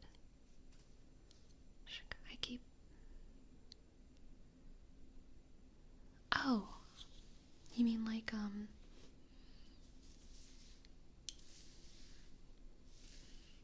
it's kind of hard because my bangs are so short, so they just kind of want to come forward.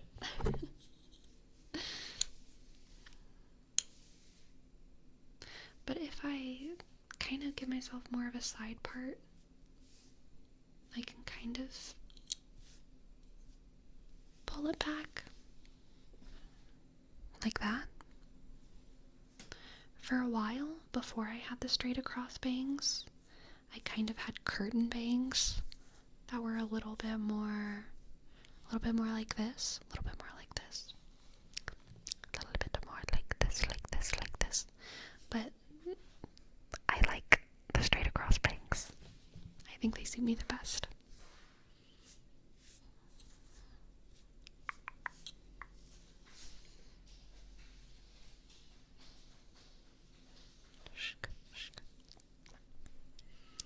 Can you pretend to be a peasant kid from medieval Europe under the rule of Wessex? Sir, a tuppence.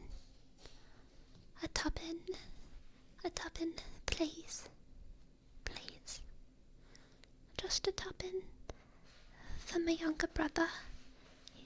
He's got tuberculosis. No, never mind. He's got consumption. I'm not a time traveller. I promise. A tuppence, please. For the consumption. For the consumption. No tuppence in medieval Europe. Ugh. A potato. No, I don't even think they had potatoes until America. Can I have No, they had potatoes. I don't think they did. Did they have potatoes? A shilling. There we go. Can I have a shilling? Can I have a shillo? Shillo. Can I have a shilling, please?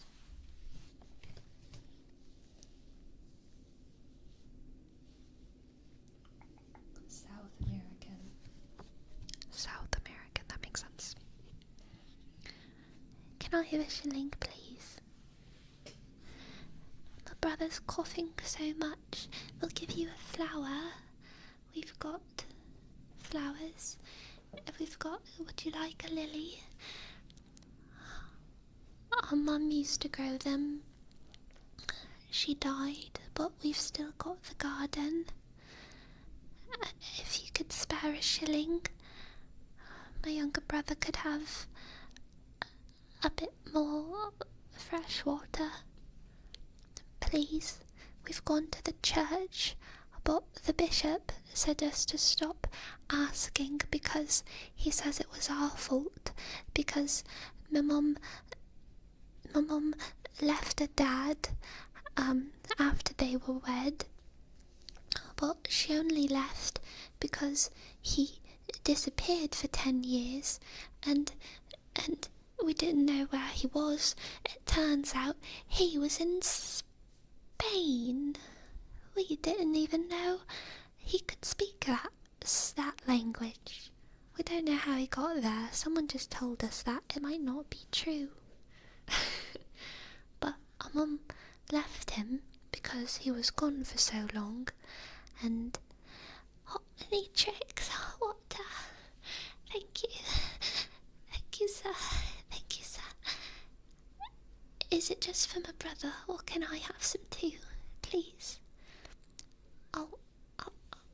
I'll just drink a bit and I'll give the rest to my brother. Thank you, kind sir. Thank you, kind sir. Thank you, kind sir. I appreciate it, the water.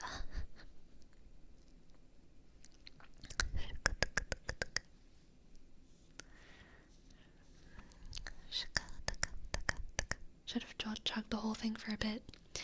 Dangerous to drink anything quickly next to a 3DO, okay? I make enough weird throat sounds as it is.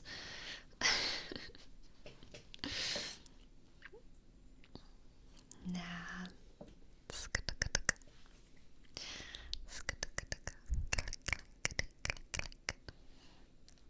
I love Sleepy's British accent. I'm blasting this into my ear holes right now.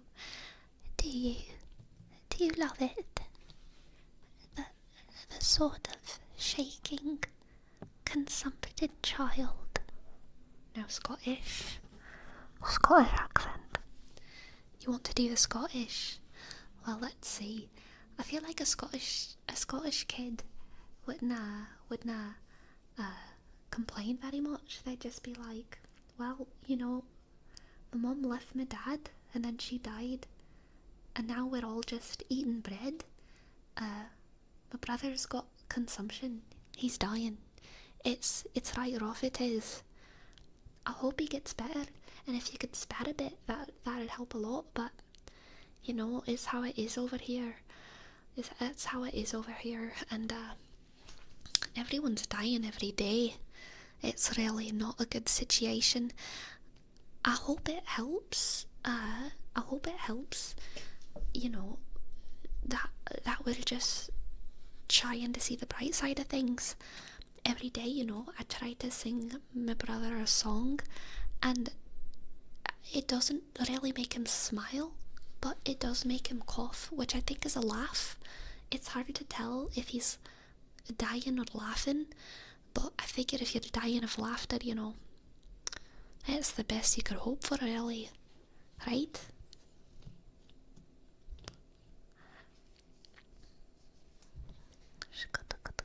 Sleepy, have you happened to seen the samurai walking? The samurai? What on earth is a samurai? It sounds like a vegetable. Do you put it in porridge? Samurai. Samurai. What? Is that like a sort of celery? Or something? It's gonna go porridge and with swords. Swords are involved. That's wild. But how long can you hold these accents? The longer I hold them, the better they get.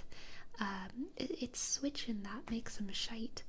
But, I mean, theoretically I can hold them for very long and they'll get better as I hold them. The beginning's always the worst, especially switching from one thing that's not English into another thing that's not American, I should say. Not English. It's hard for me to switch, but if I stick with it, it'll actually get better the longer I do it. So you could do a full play? Oh yeah, absolutely. And it'll get better, like, as I went. I mean, if I'm doing a full play that's all practiced and rehearsed, it'll be good at the beginning. But if I'm just at rehearsals or what have you, then at the beginning of rehearsal it might be a bit wonky, but then as it goes on, accent will get better until I'm getting better and better, and then by the time the show rolls around, it shouldn't be too much of an adjustment. I should be able to just slip right in. What's your favourite? Probably Scottish. I'm not the best at Scottish. I'm probably better at English, honestly, but I think Scottish is a right good time.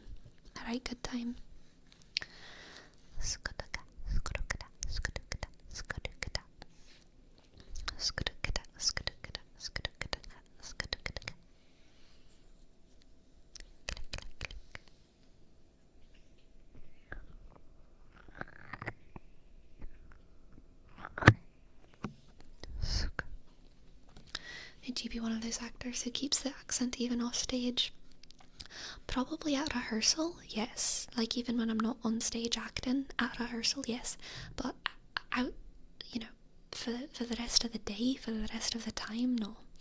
But once I get to rehearsal, I'd probably start the accent so that I can stick with it better as I go into scenes. Sinchobe. Thanks for gifting us up. Thank you.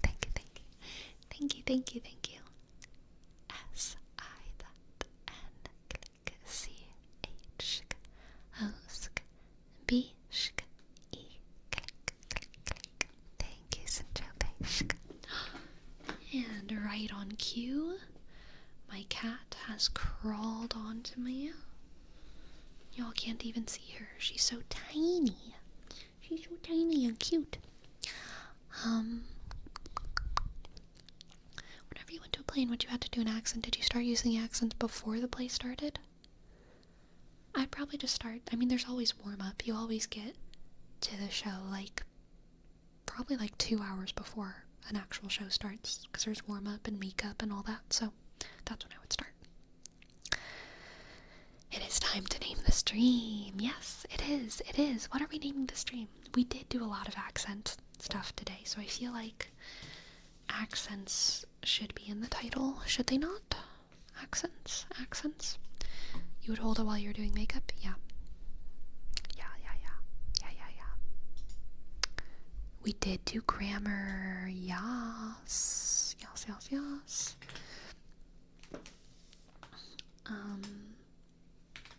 Horsetails. Horsetails. Accents.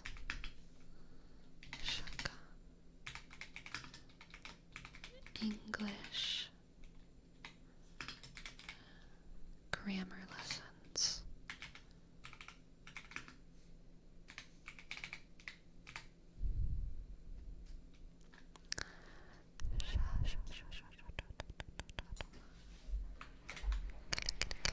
How's this? Horsetails, accents, English grammar lessons. There should be a comma after accents. Speaking of English grammar. Yeah. Alright. Let's see who we're streaming. Night Shifter. Night Shifter streaming. We're gonna read Night Shifter ASMR. Night Shifter ASMR.